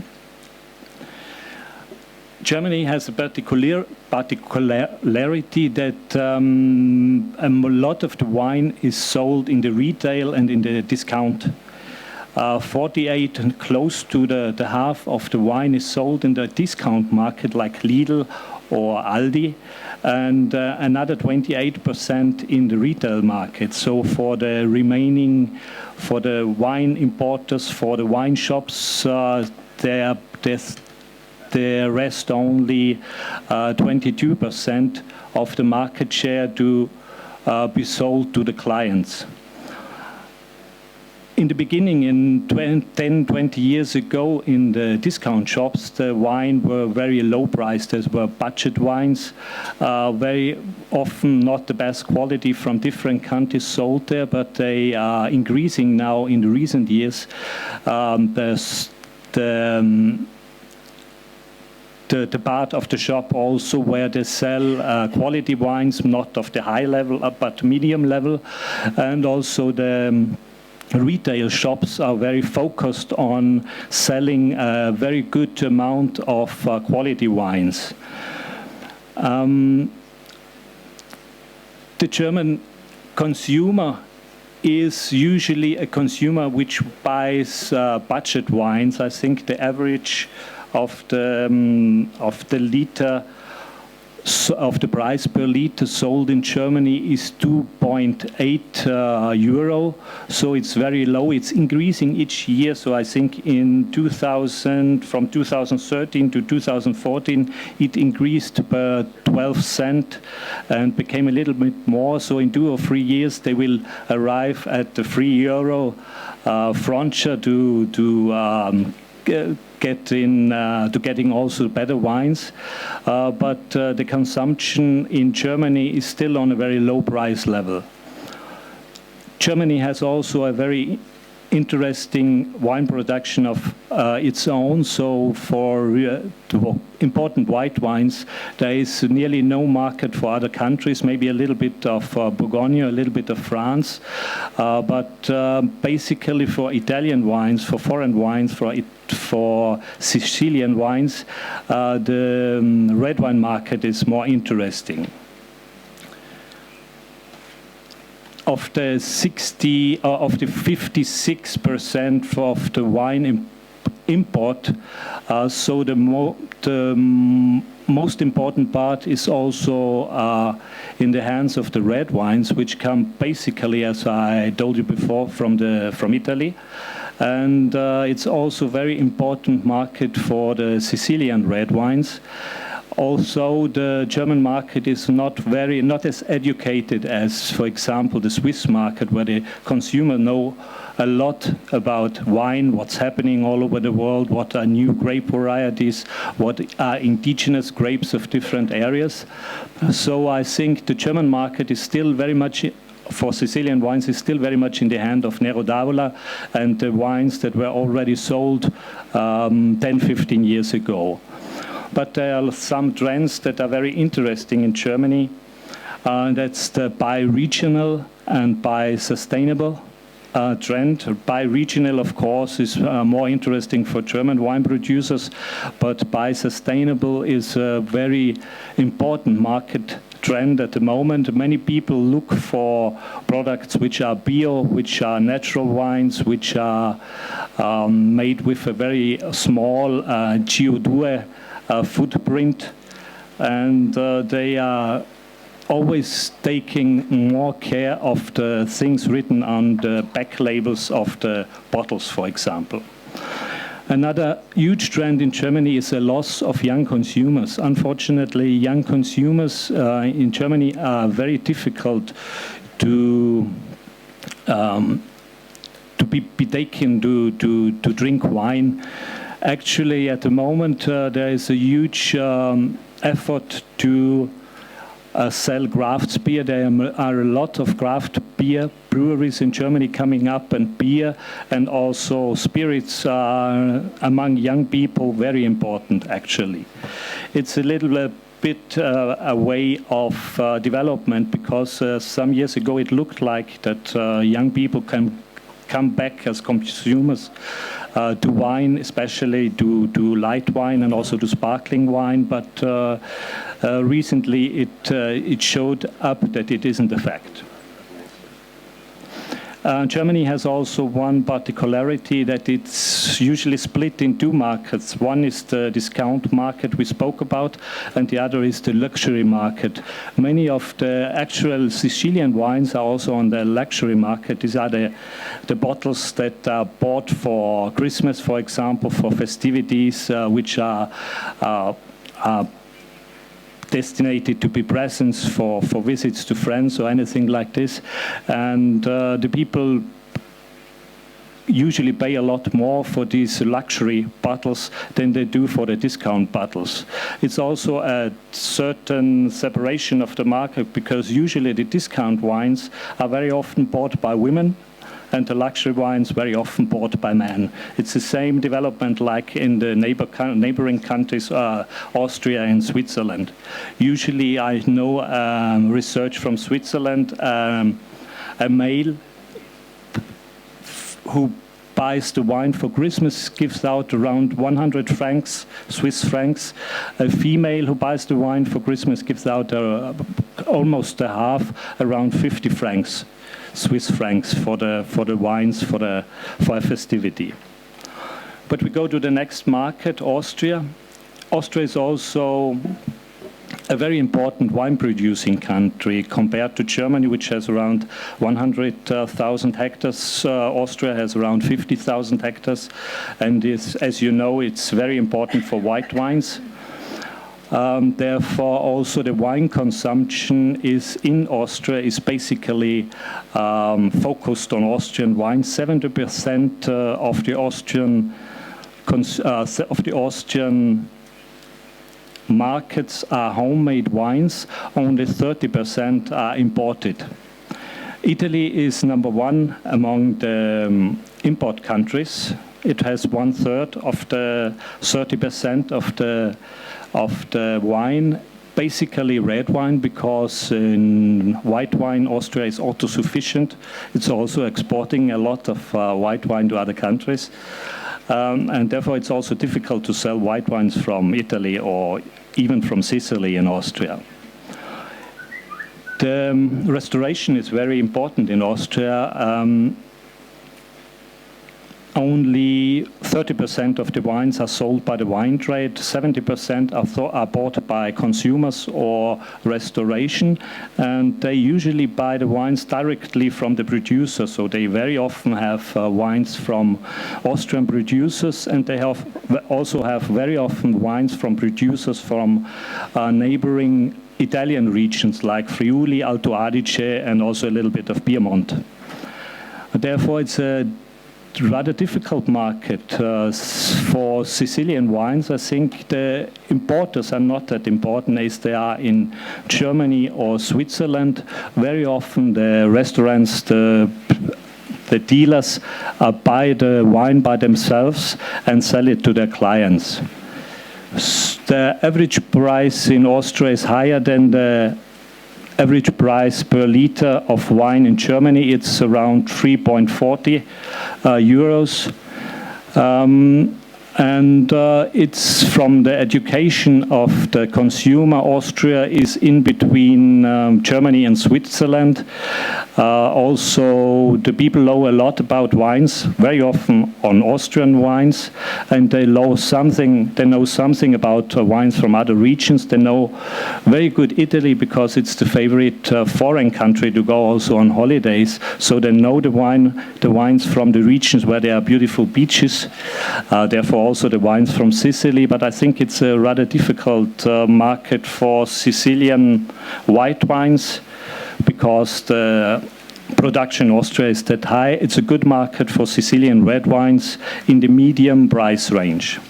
There are also some trends in Austria. Recently also the discount stores, not only the retail trade, is very much focused on selling quality wines. So also the price level, the price range in the trade is going up each year. Austrian consumers also like to buy directly from the producer. There's also one big retailer, Interspar in Austria, who sells a lot of wines for the same, they guarantee for the same price. The producer sells the wines from the seller.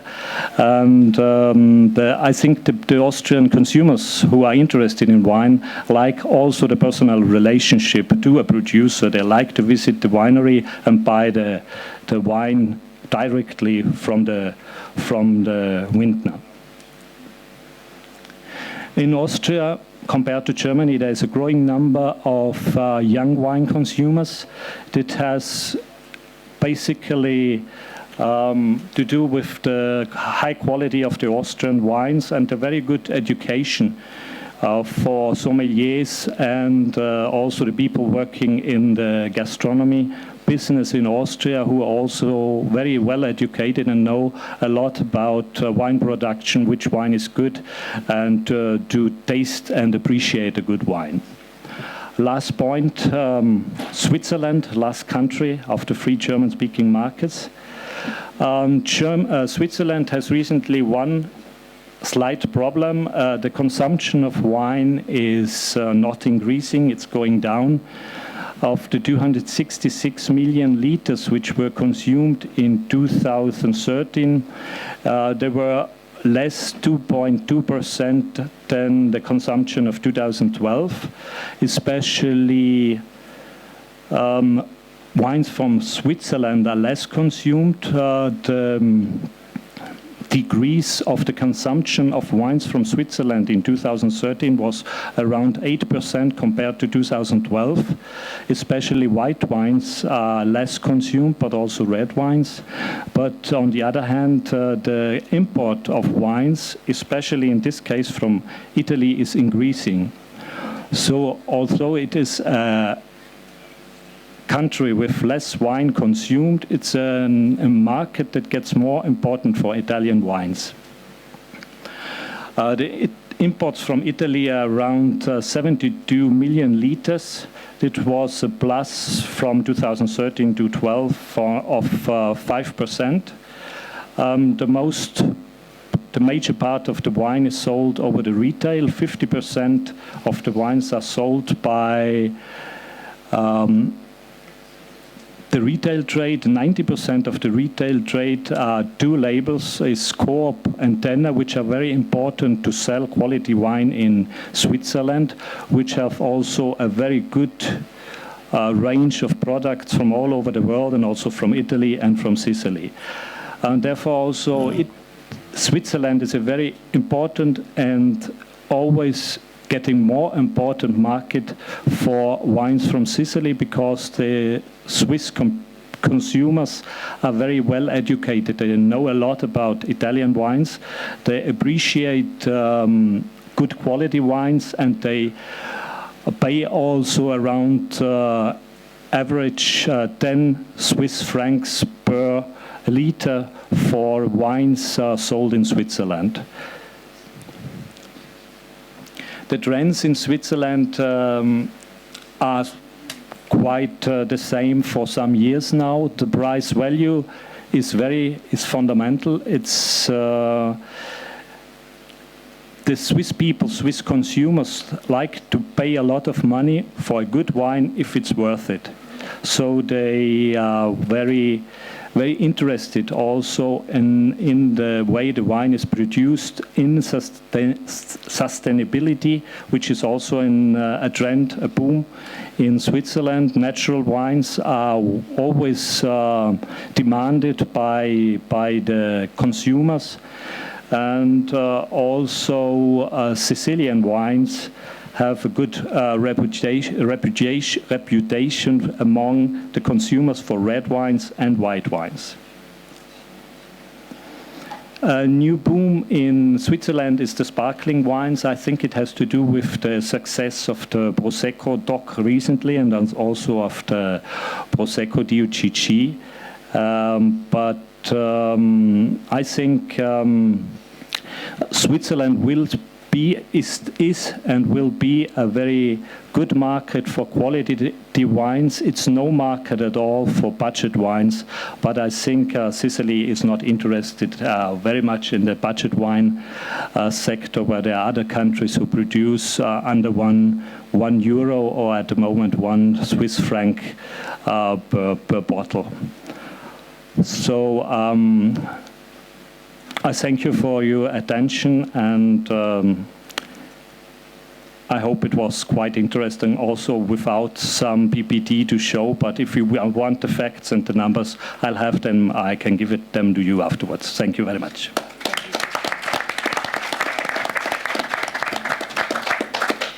So the U.S. market is the largest, most dynamic, and most complicated wine market in the world. And Leonardo Locascio is the founder of importer and distributor of the Weinbau Group. And he's also credited with introducing Italian wine to American wine lovers. So he is going to help us navigate selling Sicilian wine in America. Thank you, Virginia. Welcome, ladies and gentlemen. It's a privilege to be here and to talk about what is the largest wine market in the world. And it's the largest because the fundamentals are very healthy. Today's population in the United States is about 350 million people. It's growing by about 2% a year, contrary to the demographic trends that we have in Europe and in Japan and in other parts of the world. So every year, think about adding the equivalent of a new Switzerland to the potential number of wine-consuming people that we have in the United States. We also heard Christian before talk about per capita consumption in Germany of roughly 25 liters. That's about 33 bottles of wine. Switzerland, 35 liters. That's about 47 bottles of wine. In the United States, we only still consume about 15 bottles.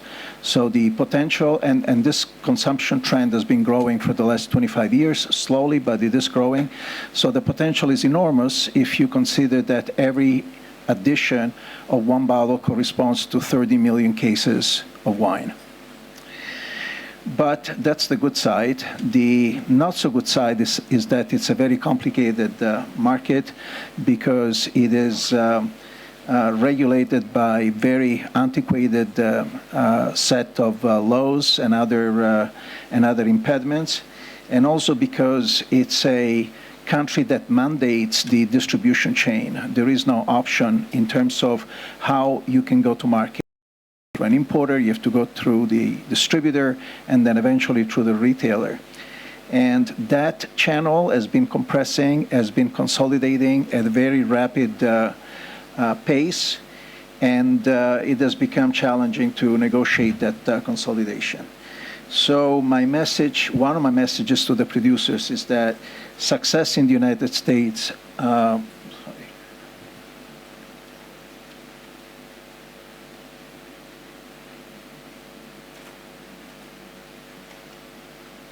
can't make this work.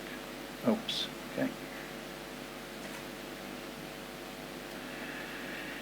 Success in the United States requires a deep understanding of the market and a very crisp and a very precise strategy. It's not a market that can be improvised if you want to be successful in the United States. And frankly, making good wines, even making great wines, it's a necessary but not sufficient condition anymore. That's pretty much a given.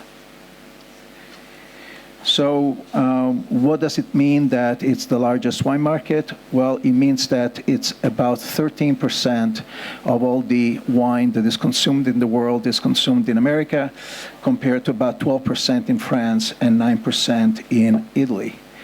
Of this wine, 11 bottles, or this 15 bottles per capita that we're drinking in the US, about 11 bottles are domestic wines mostly from California, and 4 bottles are imported wines.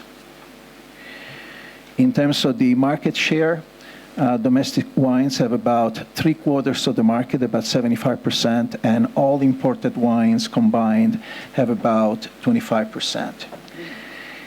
When we look at the market share of the imported wines, Italy is stable at around 27% of the market. That is the largest contributor to the import of foreign wines into the United States.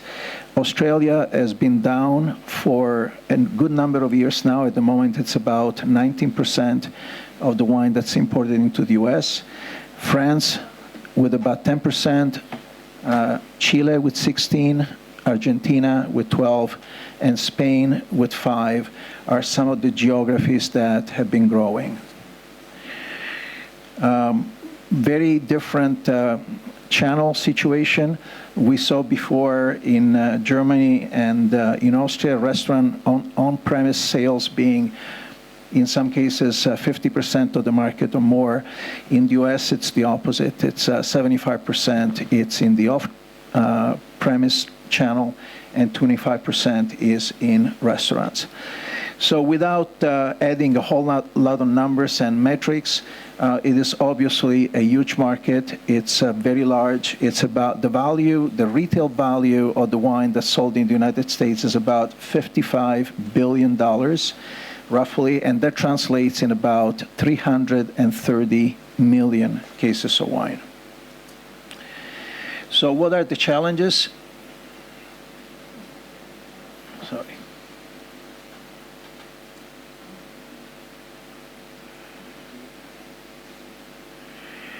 The challenges is that it's a very competitive and especially a very fragmented market. Consider this. We have about 24,000 brands in the United States, 24,000. Of those, only 400 brands generate annual retail sales of $5 million or more. The rest, 23,000 and change brands average only $375,000 in annual sales. We also have a very unusual situation in any market, not just wine, and that is that the biggest brand of them all, which is Yellowtail, with about 9.5 million cases, is only 2% share of the US market. So a brief look at the history of this very special market. In the 20s, the Constitution of the United States was changed was referred to as prohibitionism, and both consumption and production of all alcoholic beverages was forbidden. Those are FBI agents in San Francisco pouring whiskey down the chute in a street, and we had the rise of gangsterism. This nice gentleman you see there is Al Capone, that made Italy particularly famous in the US in those years. And prohibition lasted 13 years. And after 13 years, the Constitution was changed again. It's the only time that any event, any topic, any subject matter caused the Constitution to be changed twice. And now it was changed to reallow the production and the consumption of alcoholic beverages. But what was introduced was the concept that the alcoholic beverage field needed to be heavily regulated because regulation would limit consumption. Regulation will limit consumption. So if you don't understand this particular thing, you're really missing a lot about the US market, because it's a very free country in an economic sense, but when it comes to wine, to alcohol in general, it is not. As a matter of fact, the federal agency that regulates alcohol is the Bureau of Tobacco, Alcohol, and Firearms. So we are lumping together shotguns and rifles with wine and with beer. The other thing that they did at that time in the 30s was to make the regulations not at the federal level, but to make them at the state level. So the United States has 50 states, and therefore we literally have 50 different sets of regulations. I'm just going to give you some very brief examples. 18 of the 50 states are monopolies for spirits, And 5 of them, including the very large state of Pennsylvania, where Philadelphia is located, the 4th largest city in the United States, those are wine monopolies. In other words, you're not selling to a distributor, you're not selling to a wine shop, you're not selling to a restaurant, you're selling to a state employee.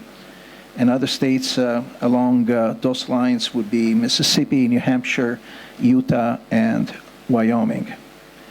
Another very important thing, especially for producers that end up changing importers for one reason or another, is that 26 states have what we refer to as franchising laws. Franchising, simply stated, means that you cannot change distributors without consent. So if you're a producer and you change your importer, don't expect quick changes in distribution, because the new importer is going to have to go and negotiate with the old distributors and either buy back or trade or somehow get him to agree to this change in distribution. Only 3 of those 26 states allow dual distribution, meaning that at least the new importer can appoint a co-distributor. In the other 23 of the franchise markets, the franchise right is exclusive. In general, the older markets along the East Coast, markets like New York, like New Jersey, like Massachusetts, are limited to 1 licensee and do not allow wine sales or alcohol sales in supermarkets, in chains, or in club stores. This is very important because it's the opposite of what is happening in the rest of the world. Also, there are limits on quantity discounts and on payment terms. I've been a wine distributor for most of my adult life, and I can tell you that I still shake my head every time that I think that we have to register prices in the state of New York 40 days in advance. We cannot make deals. We cannot give quantity discounts if somebody comes and offers to buy 100 cases of wine. And we cannot give credit. The stores have to pay within 30 days. The restaurants have to pay within 30 days. And if they don't, we are obliged to put them on a computerized system where they have to pay cash every distributor in the state, because both quantity discounts and payment terms are considered to be used or can be used as incentives to consumption. And remember what I said before, that the regulations were enacted to limit consumption, not to favor increases in consumption. Conversely, the newer states in the South, states like Texas, or in the West, like California, Arizona, and others, do allow supermarkets, and in fact, the majority of wine sales in those states takes place in the chains and in the supermarkets, which results in a very different selling proposition and selling environment. So if you have an importer who is strong along the East Coast, you can imagine one type of distribution. If you have an importer who is strong on the West Coast or in the South, you can imagine a different kind of distribution. Bottom line is that this is the way the U.S. market works. A winery or an importer has to sell to a distributor. There is no getting around that. He needs to have a distributor in each one of the 50 states if he wants to have national distribution. And the wine shop and the restaurant can only buy from the distributor. They cannot buy from the importer. They cannot buy directly from the winery. This is what we have. This is a legally mandated, lawful system in the United States. And what has happened in the last 25 years or so is that we have had a major contraction and a major bottleneck in the distribution level of this chain. We used to have, not later than 1990, about 7,000 distributors throughout the United States. They were servicing about 400,000 wine shops and restaurants. Now, those wine shops and restaurants, those points of sale, have grown to over 500,000 outlets, about 550,000, but the distribution base has shrunk by over 90%. There is only about 700 distributors of all sizes throughout the United States.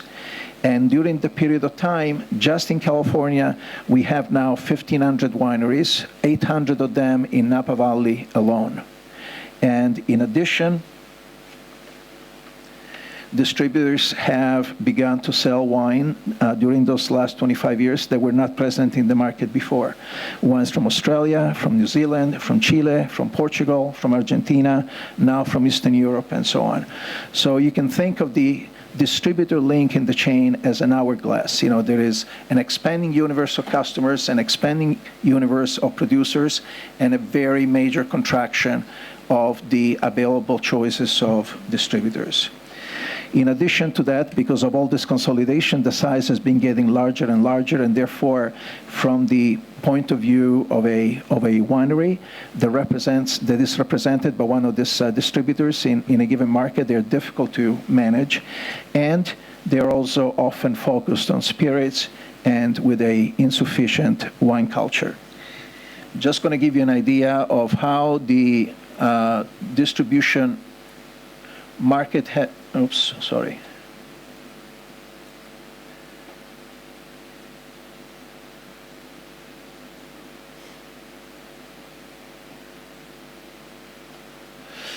Well, we're missing a slide on in here, but what I wanted to say is that the 5 top distributors in the United States, 5 distributors control 56% of all the sales in the US.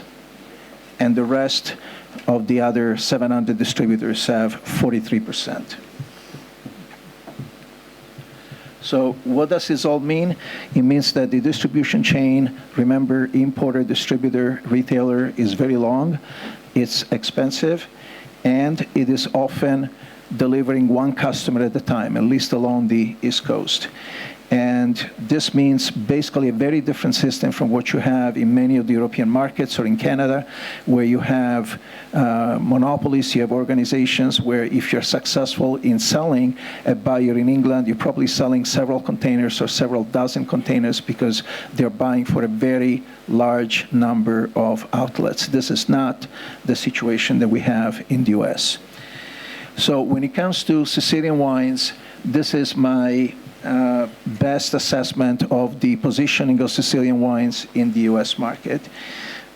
Basically, when it comes to awareness and curiosity, you have a medium level awareness by the press, a very high level by sommelier and wine professionals, a low level by wine shops and retailers, and a really low level on the part of the consumers. And then you can read through the chart. I'm happy to say that the perception of quality is at least medium to high, especially among sommelier, but really throughout the distribution chain. And on the other hand, I would say that the perception of price to value relationship, as well as the ability of consumers to identify the wines as Sicilian and to be and to offer some kind of incentive through the packaging to buy them, I would say it's medium to low. Why are consumers why do consumers have a low awareness and a low perception of Sicilian wines in general? There is a number of reasons for that.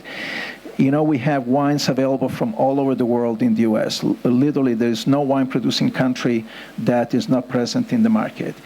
But the main reason is that consumers in the US buy by price point. You know, they have a budget in mind. The budget, depending on their financial situation, could be $10, could be $12, could be $15, could be $20, could be $30, whatever it is.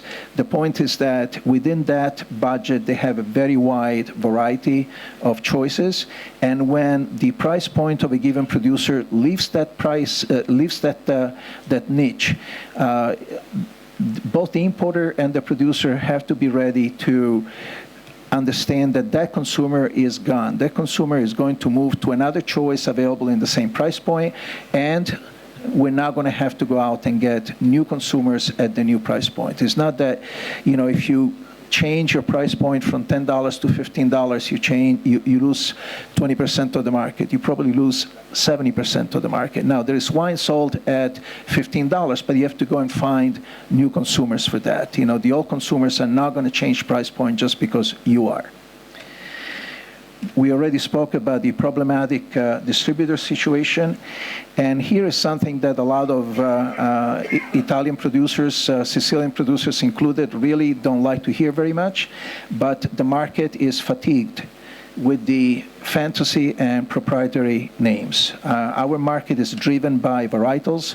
Our market is driven by things that are unfortunately easy to remember, and we have had so much inflation in terms of the available offerings, you know, that are particular to a producer via a fantasy name or, you know, some other name. It all started with the Super Tuscans, and it was successful for a while, but now, you know, too much of a good thing becomes a problem as opposed to being an opportunity. And I think we have reached that saturation point, not we in the trade, but we as consumers of wine in the United States.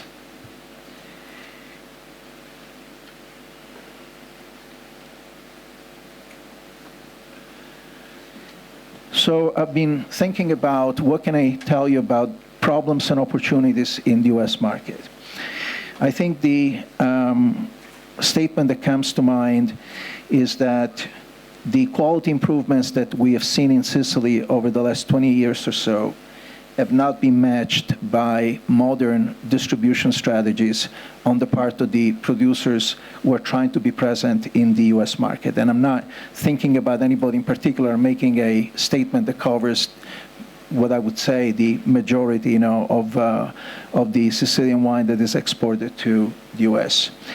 The approach seems to stay one that says, you know, I make the wine, you sell the wine, really not interested in becoming all that involved in the distribution problems, in the sales issues. My role is to make that wine.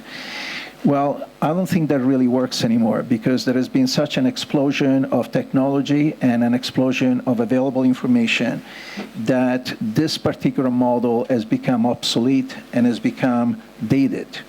I think the producer has both the right and the duty to really understand market in order to be able to drive and optimize sales. This requires a very, very different relationship between the producer and the importer, a relationship that is based on analyzing the market together, on planning the market together, not on giving targets that are really not based on any kind of metrics or any kind of analytical and available information. You know, to tell an importer, I want you to grow my business 10% this year, it's really not a very productive exercise, and I'm going to show you some examples in a moment briefly to make this point.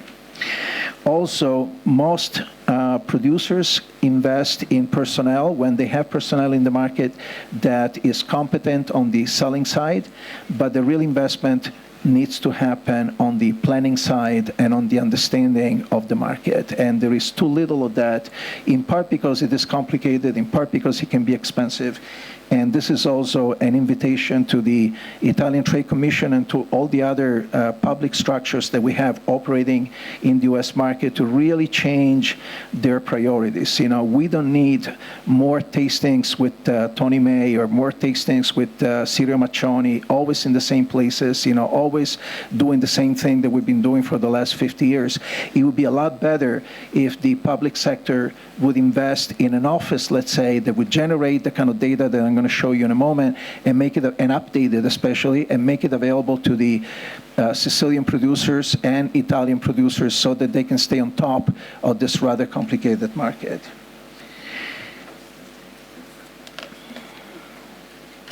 We have information sources that are amazing these days, and most of them are immediate. They're not looking through the rear mirror of what has happened 2 years ago or 3 years ago or 5 years ago. It's about looking at the market in real time, starting with Nielsen that gives you data every month on the retail situation, Guest Metrics that gives you restaurant sales, Impact that gives you market data, Gumberg that measures imports, Wine Market Council that measures trends, and Wine Institute that measures per capita consumption, and Wine Searcher that tells you everything you want to know about the retail prices of your wines all over the United States. So and this is just a small sampling. The information is there and it's available and it needs to be put to good use. You know, in my career, my 35-year career, I must have had, I don't know, a couple of thousand meetings, you know, with Italian producers, planning meetings, pricing meetings, negotiations, reviews, you know, call it what you will. Not a single time have we had a meeting driven by the producer that looked at the market, looked at the situation and said, you know what, Italy is,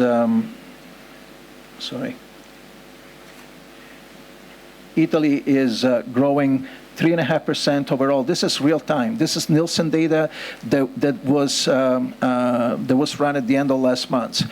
And this is 52 weeks. This data is also available in 26 weeks. So you can see if the trend continues or whether the trend is showing signs of modification. Okay, look at Spain. Spain is down 1.3% in the last 52 weeks, but they raised the prices 7% on the average. So, I mean, you know, you have to make a choice. You know, you're going to go for price, are you going to go for quantity, are you going to go for both like Italy seems to have been doing? But this is the kind of information that is available today in real time. We don't have to wait a year to get this information. We can get it every single month. I apologize about the slide. It's got a lot of numbers, but I just want to tell you why it is so important that producers stay on top of the market. The biggest growth in the United States is in a category that Italian producers do not even know exist for the most part. It's the red blend category. If you go to a wine shop, there is no section for Sicilian wines, there is no section for Southern Italian wines, but there is a section for red blend. Okay, red blends are up 13% year on year, and they're up both in price and in quantity. Those are the kind of things you can look at. You know, you cannot look at the overall number and make any sense, because within that number you have Chardonnay that is declining, you have Pinot Grigio that is growing, you have red blends that are growing off the charts, and then look at this. This is the niche, the segment where a lot of Italian producers and Sicilian producers are, between $15 and $20 retail. That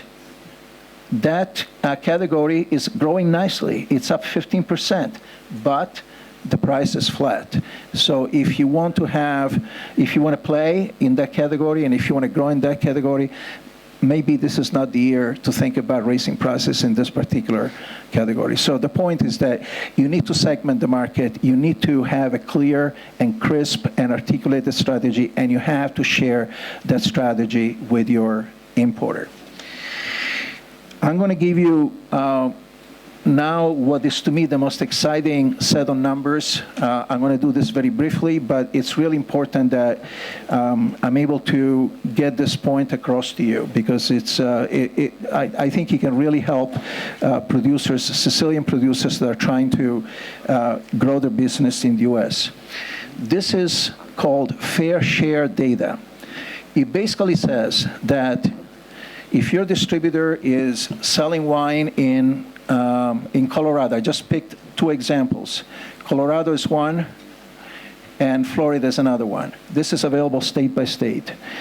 If you are a California producer, you should expect 2.5% of your sales to take place in Colorado. If you are an Italian wine producer, you should expect roughly 1% of your importer sales to take place in Colorado. If you apply that to the numbers that your importer is doing, Winebow should have been doing 6,000 cases in Colorado. We did 28,000 cases. So when you go and assign your goals, your targets to your importer, this is the kind of data you should be discussing, you should be showing. You should saying, as an organization, you are overperforming in Colorado. This is what you should be selling of my brand. Florida, on the other hand, just so that you don't understand, this is a pitch for Winebow, but it is a look at the market. In Florida, an importer should be selling 9% of its Italian portfolio. In the case of Winebow, that translated in 68,000 cases, but we only sold 32,000. So we have a lot of work to do in Florida. And this is, by the way, in my opinion, how a producer should be giving targets to its importer, not by an overall market, by a segmented approach like this one. Just want to show you one more number, which is New York, for example, a market that everybody knows, market that producers come to all the time. New York should be selling 12% of the Italian wine that your importer sells.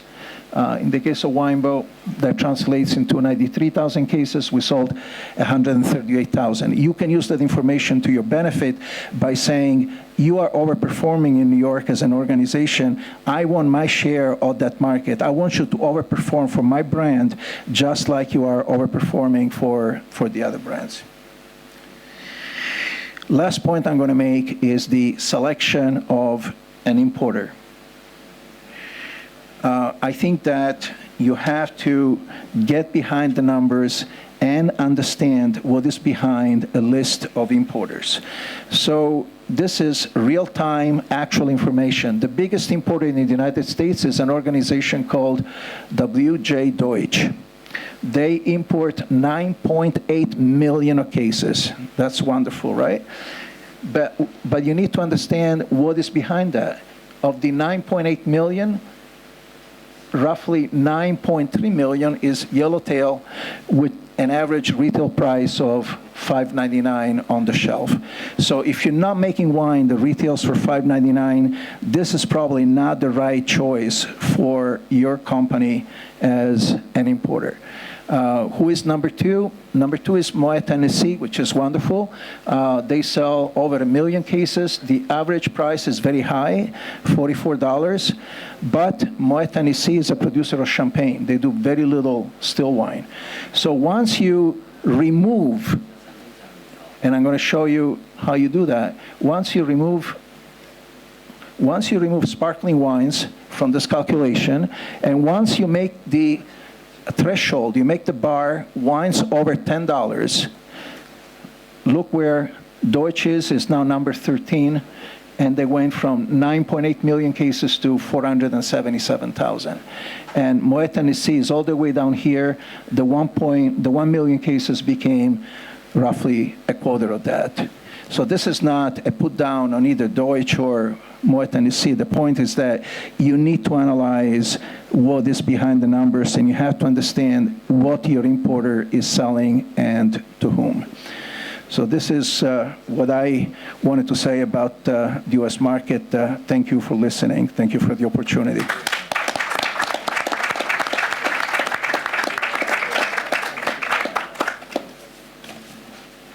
Last but not least, you get me. Hopefully everyone will stay energized for another 15 minutes or so.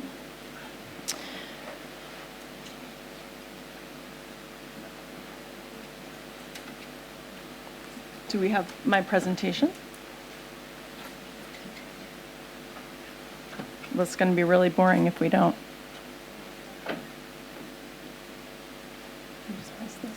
No, I think you have to wait that they set up the presentation and then you start.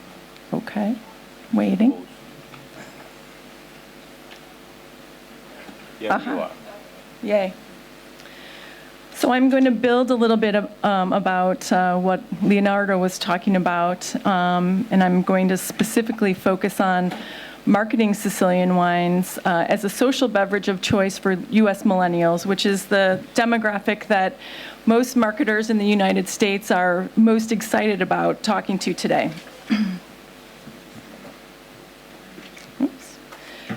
So as we've established already, the United States has surpassed France and Italy in consumption of wine by volume in U.S. dollars. In 2018, the U.S. will hit $33.2 billion in wine sale value. And in fact, Americans drink more Italian wine than Italians. So Italian wine is very popular, and oftentimes you'll see that attributed to Prosecco and the millennial market.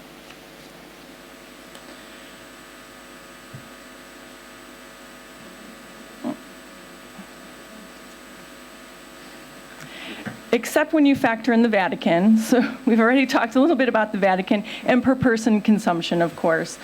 Italy wins on per capita consumption. In the Vatican, per person consumption of wine is about 100 bottles. In America, it's about 13 bottles. So Vatican residents enjoy their wine. We can all agree on that. Speaking more specifically about Sicilian wines, though, while we have a huge appetite for Italian wines in America, only 9% of American wine drinkers regularly enjoy Sicilian wines. Behind California wines, we love our Italian wines. Only 13% of us drink Sicilian wine every 2 to 3 months. But the good news is people are aware of Sicilian wine, and so our job is to get them excited to try it because they perceive it as of very high quality. We also see that Sicilian wines are attracting a younger demographic. This is where the millennials come in. 38% of US drinkers of Sicilian wine are under the age of 34. This year, the millennial generation is projected to surpass our baby boomer generation as the US largest living generation with 75.2 million people. So what I wanted to talk about today was how do we get millennials, a generation that is willing to spend money on wine and talk about the wine they're drinking, to drink Cecilia DOC wines. You could say it's pretty simple, just give them a straw, because they do like to drink. No offense, millennial friends in the front row. But we know millennials have very sophisticated tastes and palates, and they're very curious compared to prior generations. They're more willing to spend money on wine. They enjoy drinking wine during everyday occasions, so they're not saving it for a special occasion or a holiday. And they like to talk about the wine they are drinking, so they can become advocates for Sicilian wine. So let's just take a quick look at the US millennial, a portrait of US millennials. What are some of their core traits? They're very confident, they're very self-expressive. They invented the selfie, if you are familiar with that phrase. They're extremely active on social media. They're more ethnically and racially diverse than older adults, and on our track to become the most educated generation in American history. They're very open to change, upbeat, and optimistic, even though they've grown up in difficult economic times. They don't see life as just one path for them. They see it as a series of experiences, and they are experiencing non-traditional life stages. So they are getting married later, they may be having children later, they often live with roommates, sometimes they still live with their parents, and so they don't follow that traditional path of graduating, getting the first job, getting married, having a child. They do things a little differently because they know that they can chart their own course. They're also digital natives. They grew up with the internet. And they can spend up to 18 hours a day consuming media online. There's only 24 hours a day, and they spend 18 of it consuming media. That's 5.4 hours a day on social media. 74% of them are on Facebook, and they check their phones on average 43 times a day. They also love the notion of instant gratification. They have short attention span, so you have to be quick and concise when you're speaking to millennials. You have to get to the point. In my generation, we talked about having 15 minutes of fame. For the millennial generation, it's about 15 seconds of fame. That's how quick things are going. They document everything: food photography, the wine they're drinking, what the weather is that day. And chances are, because they are extreme multitaskers, in the time it took me to present this slide, a millennial probably would have sent 4 texts, maybe paid an online bill, and ordered a Starbucks to pick up later using the app, of course. So let's talk a little bit about millennials and wine and their relationship with wine. The good news is that 70% have a strong interest in wine. They may spend less than baby boomers now, but they consume more. 28% of younger millennials drink wine daily, and 19% drink it daily. And in the US, we see that they're moving away from beer in favor of wine and spirits. So they are the fastest growing demographic of wine drinkers in the United States. And where the older generations may find it very rewarding to buy an expensive bottle of wine that'll taste great in 10 years, a millennial wants to buy a bottle of wine that they can drink tonight. So that is good news for us as we're trying to sell wine. And they do often choose bottles in the $10 to $15 range for everyday consumption, but they're willing to spend more money as well.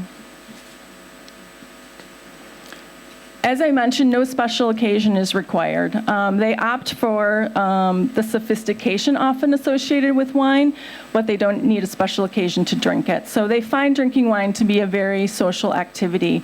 It could be when they're out to dinner with friends or out for drinks, but it happens just as often when they're relaxing at home, when they're cooking or watching television. And I just love this line about, I love cooking with wine, and sometimes I even put it in the food to use it as an ingredient, because as they are making dinner at home, they are enjoying a glass of wine. They like their wine sweet, sparkling, and good looking. So they prefer wines with less tannin and more sugar. They're developing a strong taste for sparkling, sweet wines, whereas they like to drink dry red and white wines with meals. And nearly 2/3 selected a wine for its label. So they are very interested in the aesthetic appeal and what the label looks like. They enjoy that whole experience of discovery and looking at the wine labels in the retail outlet. And they often, I think to Leonardo's point, will avoid what they consider to be stodgy looking or older labels of perhaps castles and beautiful hills. They want wines with casual and fun names compared to old school names. So you see labels that have expressions like LOL and OMG. Those might appeal to our millennial friends. They want more authenticity and less pretentiousness. So, they want to pick the wine based on the story behind it. So storytelling, even as Isao was saying, in Japan was so important, it's equally the same in the United States. We want to know the story behind it. I think if you were talking to a more sophisticated, say, baby boomer wine enthusiastic, they would love the fact if they recognized a top 10 list of wines that, say, a sommelier put out. If they knew 9 of the wines in that list, they would think that was great. They really know their stuff. Whereas a millennial mindset might say, that is so cool. I've never heard of none of those. I've never heard of any of those, and I want to check them out. So 69% of them consider themselves to be adventurous, and they value those brands that create those kind of experiences. They also have a huge appetite for learning and sharing. So they want to learn about wine. They enjoy sharing what they know and have experienced. 80% have attended more than 3 food, wine, or beer events in the past 12 months. 99% recommended a winery, brewery, or restaurant after attending one of those events. So they like to have those in-person experiences. Wine reviews are important to them for knowledge gathering, but they're more likely to rely on the opinion of a friend or maybe a blog that they often read. And they often will turn to YouTube videos. They'll connect with winemakers or producers on Twitter. They'll use apps like Vivino to learn about wines and keep track of the wines that they like. So, talking a little bit more, now we know sort of their preferences for wine. How do we market to millennials in the US? As I mentioned, they rack up 18 hours of media use per day, and this chart gives you sort of an overview of how they're spending their time. This generation does not believe that traditional advertising is very authentic, so it's not usually the best route to reach them. They rely heavily on blogs. They look to social media for an authentic look of what's going on in the world, especially content written by their peers who they value and admire and trust. They love user-generated content. So that's more memorable to them, and it's more trusted to them versus traditional media sources. And they expect brands, and we'll consider Cecilia DOC as a brand, they expect brands to be on social media today, and they want to engage with and interact with those brands. Facebook is their most popular network, although I see statistics saying that millennials are getting off of Facebook because older generations are taking over. But if you look at the statistics in the data today, it's still by far the most popular social network for millennials. Twitter may be less popular, but it's very important when you're trying to talk to media and influencers in the wine world, in the lifestyle world. And for millennials, as I alluded to earlier, experience is really where it's at. They are focused on amassing life experiences, and that is far more important than acquiring tangible objects. They would rather travel to Sicily to have the experience and take that home with them and use that to enjoy Sicilian wines at home versus purchase a fancy wine cooler to store their wine. So they are much more into the experiences. They invented the phrase YOLO, and if everyone doesn't know what YOLO means, it's you only live once, and that is a bit of a mantra for this generation. 78% would rather spend money on an experience than a thing, and brands that provide a look into who they are, give them a sneak peek, perhaps exclusive events, appeal to the need of millennials who want to be trendsetters among their friends.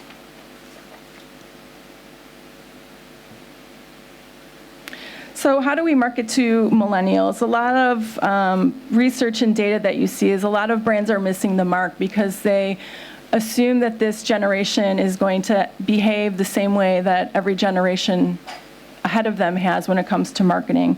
But if you really want to succeed, you have to look at the values of the millennial generation if you want to engage them. What drives them? It's happiness, it's passion, it's diversity, it's sharing and discovery. So you have to bear that in mind when you're creating marketing campaigns for them.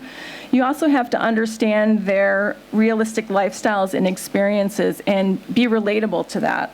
And then finally, you have to make sure that they feel involved and informed about what you're doing because they want to be on the inside track. They don't want to feel like they're being marketed to. They want to be along for the ride and for the experience. So what are we doing with Sicilia DOC marketing to millennials? And we know that there's friendly wines and friendly people in Sicily. This is a perfect example of a Sicilian millennial here. So how are we bridging all of the information we have about marketing wine to millennials with marketing Sicilia DOC wines? When I look at all of the data and when I think about what we're doing, I really think that we have a perfect match here. You know, if you look at the left side of this chart, we're talking about what millennials crave, and then all of the things we have to offer them from Sicilia DOC. So, you know, they want authenticity and passion. Well, we have a very long tradition of winemaking and very passionate winemakers, generations of them who are doing exciting things and want to share their stories. They love adventure and discovery, and we often talk about Sicilian wines as being the next frontier for wine. And we have this amazing mosaic of flavors in Sicily that we can talk to them about. You know, undiscovered regions appeal to millennials' need to find out what's next. That's what they get really excited about. They also love new experiences, and beyond being the first to discover wines, 51% of people who are aware of Sicily but haven't been here would like to visit here. And I'm telling all of my friends who haven't been here that they need to come. They also believe Sicilian wines are wines for people like me. So we are already relating to them and interesting to them because they associate our wines with great food, beautiful nature, and friendly people. And then, you know, they love instant gratification. And the great news is you can pull the cork out of a bottle of Sicilia DOC wine and enjoy it right then. So you don't have to cellar it and wait to enjoy it in 3 years or 10 years. These are easy drinking wines, ready to drink today. And they love the information and involvement. And so that's where we get into our marketing approach. And they love to be social and they love to share. And that's, again, talking about how we market to them with engaging content through public relations, through advertising, through the website we're creating, social media. We are reaching that millennial audience and giving them reasons to try and buy and talk about Sicilia DOC wines. So a quick look at, you know, since we launched our campaign earlier this year, just less than 6 months ago, you know, our marketing mission is to create awareness and demands for wines of Sicily in the United States. And what we're working hard to do is make Sicilia DOC anonymous with high-quality, approachable wines that are ripe for discovery. And we're doing that by educating media, wine influencers, people who could be passionate brand advocates about the attributes that are unique to Sicilian wines and exclusive to them, so that we can build credible endorsements. The more people we can get talking about it, the more people we're going to get trying it. And then we also want to engage directly with that millennial audience to help drive sales and build loyalty. So we're already on our way, as I said. We established our branding. We have a beautiful visual identity, our logo that you see on the upper left of this slide, where we're talking about exploring a mosaic of flavors, and you see that the island is depicted to showcase that. All of the different microclimates and geographies represented, the 50 unique varietals of wine that are available. So we have our branding, and that is helping us to reinforce the fact that now is the time to begin exploring Sicilia DOC wines. We launched on Facebook and Twitter, along with activating a national social listening program. And what we mean by that is we are regularly in dialogue with people who are talking about wine on Twitter and other social platforms, and speaking to them about Sicilia DOC wine. So if someone was saying, I just got back from a trip to Italy and I can't wait to go back, we might write to them and say, well, next time go to Sicily, you'll discover a mosaic of flavors and the wines there, etc.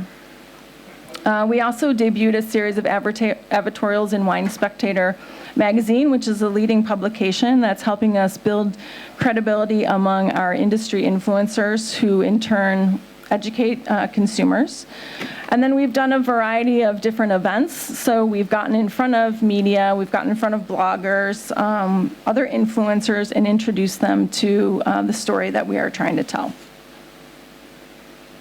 Here's a quick look at how we're getting social with millennials on behalf of Sicilia DOC.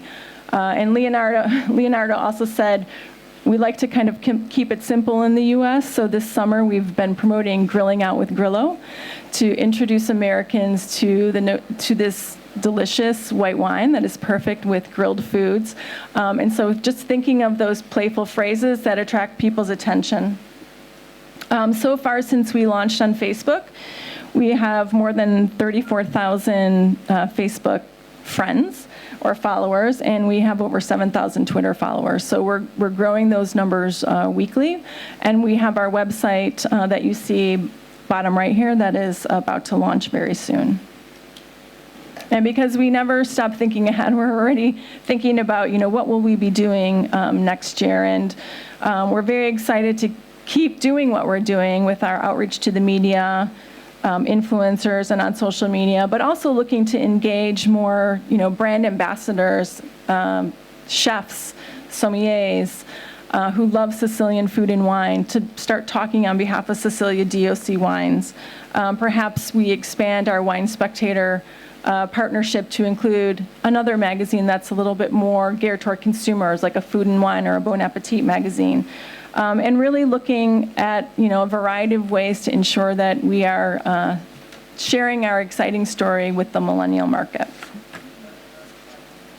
Thank you.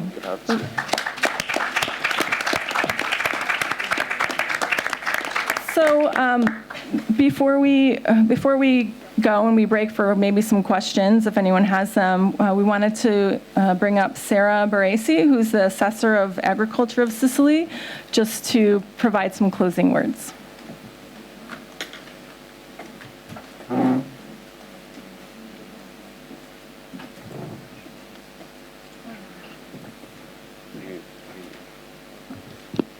Innanzitutto buonasera, l'orario oramai si è fatto un po' oltre i tempi. Good evening. We're a bit late, but it was very interesting to listen to the different voices and conditions of markets. So what can we reach from this meeting, today's meeting, and the one that we had this morning also? We can see some evidences, some principles that Sicily is able to produce wine, to produce good wine, to have a new support research that allow the diversification and the finding of new products. So the innovation is a constant activity for our entrepreneurs, for our activities, supported by the administration, by the universities, etc. Because the administration invested a lot in that sector, and we have the results because we moved from the situation of the 90s, and now we have a bottled wine that goes through different markets. So we have an important research that will continue to exist. We have the capacity to produce in a good way. We have a problem to tackle in a clear way. So how to move, how to arrive to the different markets. Every market has a different need. There's a market that wants a need, but maybe young people are interested in a wine of a certain quality. There's the Japanese word that goes towards a certain quality. Then there's the America with the use of the social network. I have a child and she's she uses a lot those social networks. And we are witnessing this sharing of something that is not live, something that is not direct, but there's a huge sharing with a huge number of people that can be reached. So there is here the possibility, and here I would like to mention the proposal of Alberto Tasca on sustainability. Actually, the sustainability is one of the main aspects for Sicily, and Sicily must be engaged and committed in order to produce in a good way. These would allow us to enter some particular markets as Tesco. We in Sicily are very big exporters of organic fruit and vegetables. So if we can improve our production, our export of wine that could be sustainable, this could be a huge market that could be opened for our producers, for our farms. We tackled different topics, and what was interesting from a general point of view is the capacity and the possibility to meet and to sell to young people, to make a conscious sale, because we do not have to create a world of drunken people, but we should invest in the sector of promotion and capacity of diversification of the promotion. From this point of view, the region will continue to support this world of wines and our wine producers, and it will continue to help them in this activity as we've always done, because we believed in this sector. It's one of the sector in which we invested the most, and so we are looking for investments in the markets, in the innovation, in the promotion. And clearly we need, first of all, that our entrepreneurs could believe in what we are investing on, because the administration will be able to help them, but they are the ones who need to identify those markets and what to sell for every country, because every country is different and wants something different. So the administration will exist. There will always be a support to this activity. The willingness to invest, to continue to stay with the enterprises. It is important not to sell a good wine, but also to sell the history of wine, our culture. Our land as a land that is global land. So today we had an union between the archaeological sites and wine, and then the wine has evolved. And now, as Sicilians and as entrepreneurs, we have to try to communicate the tastefulness of our wine. So the research on the wine that we have is important, and we also have to communicate the millennial history that we have behind our wines and our lands. So I'd like to thank you for this meeting. I thank you for the quantity of information that arrived that will allow the administration to better address the actions to use, supporting the enterprises in order to give a best answer to world needs on wine. I thank you, and we have another meeting. Heroic Agriculture upstairs for those who still have some energies. Thank you so much for your patience.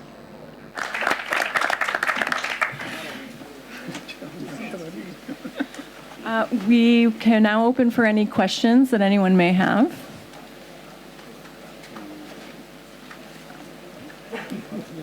Maybe listen to a lot of presentations. Any questions?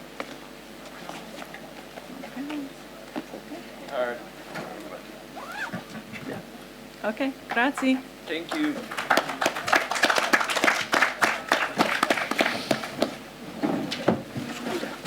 La chiavetta posso avere?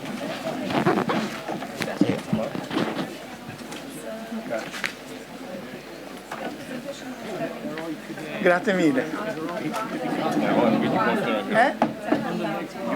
No, no, sì, non c'avevo io, no, non ti preoccupare, no, assolutamente no. Però come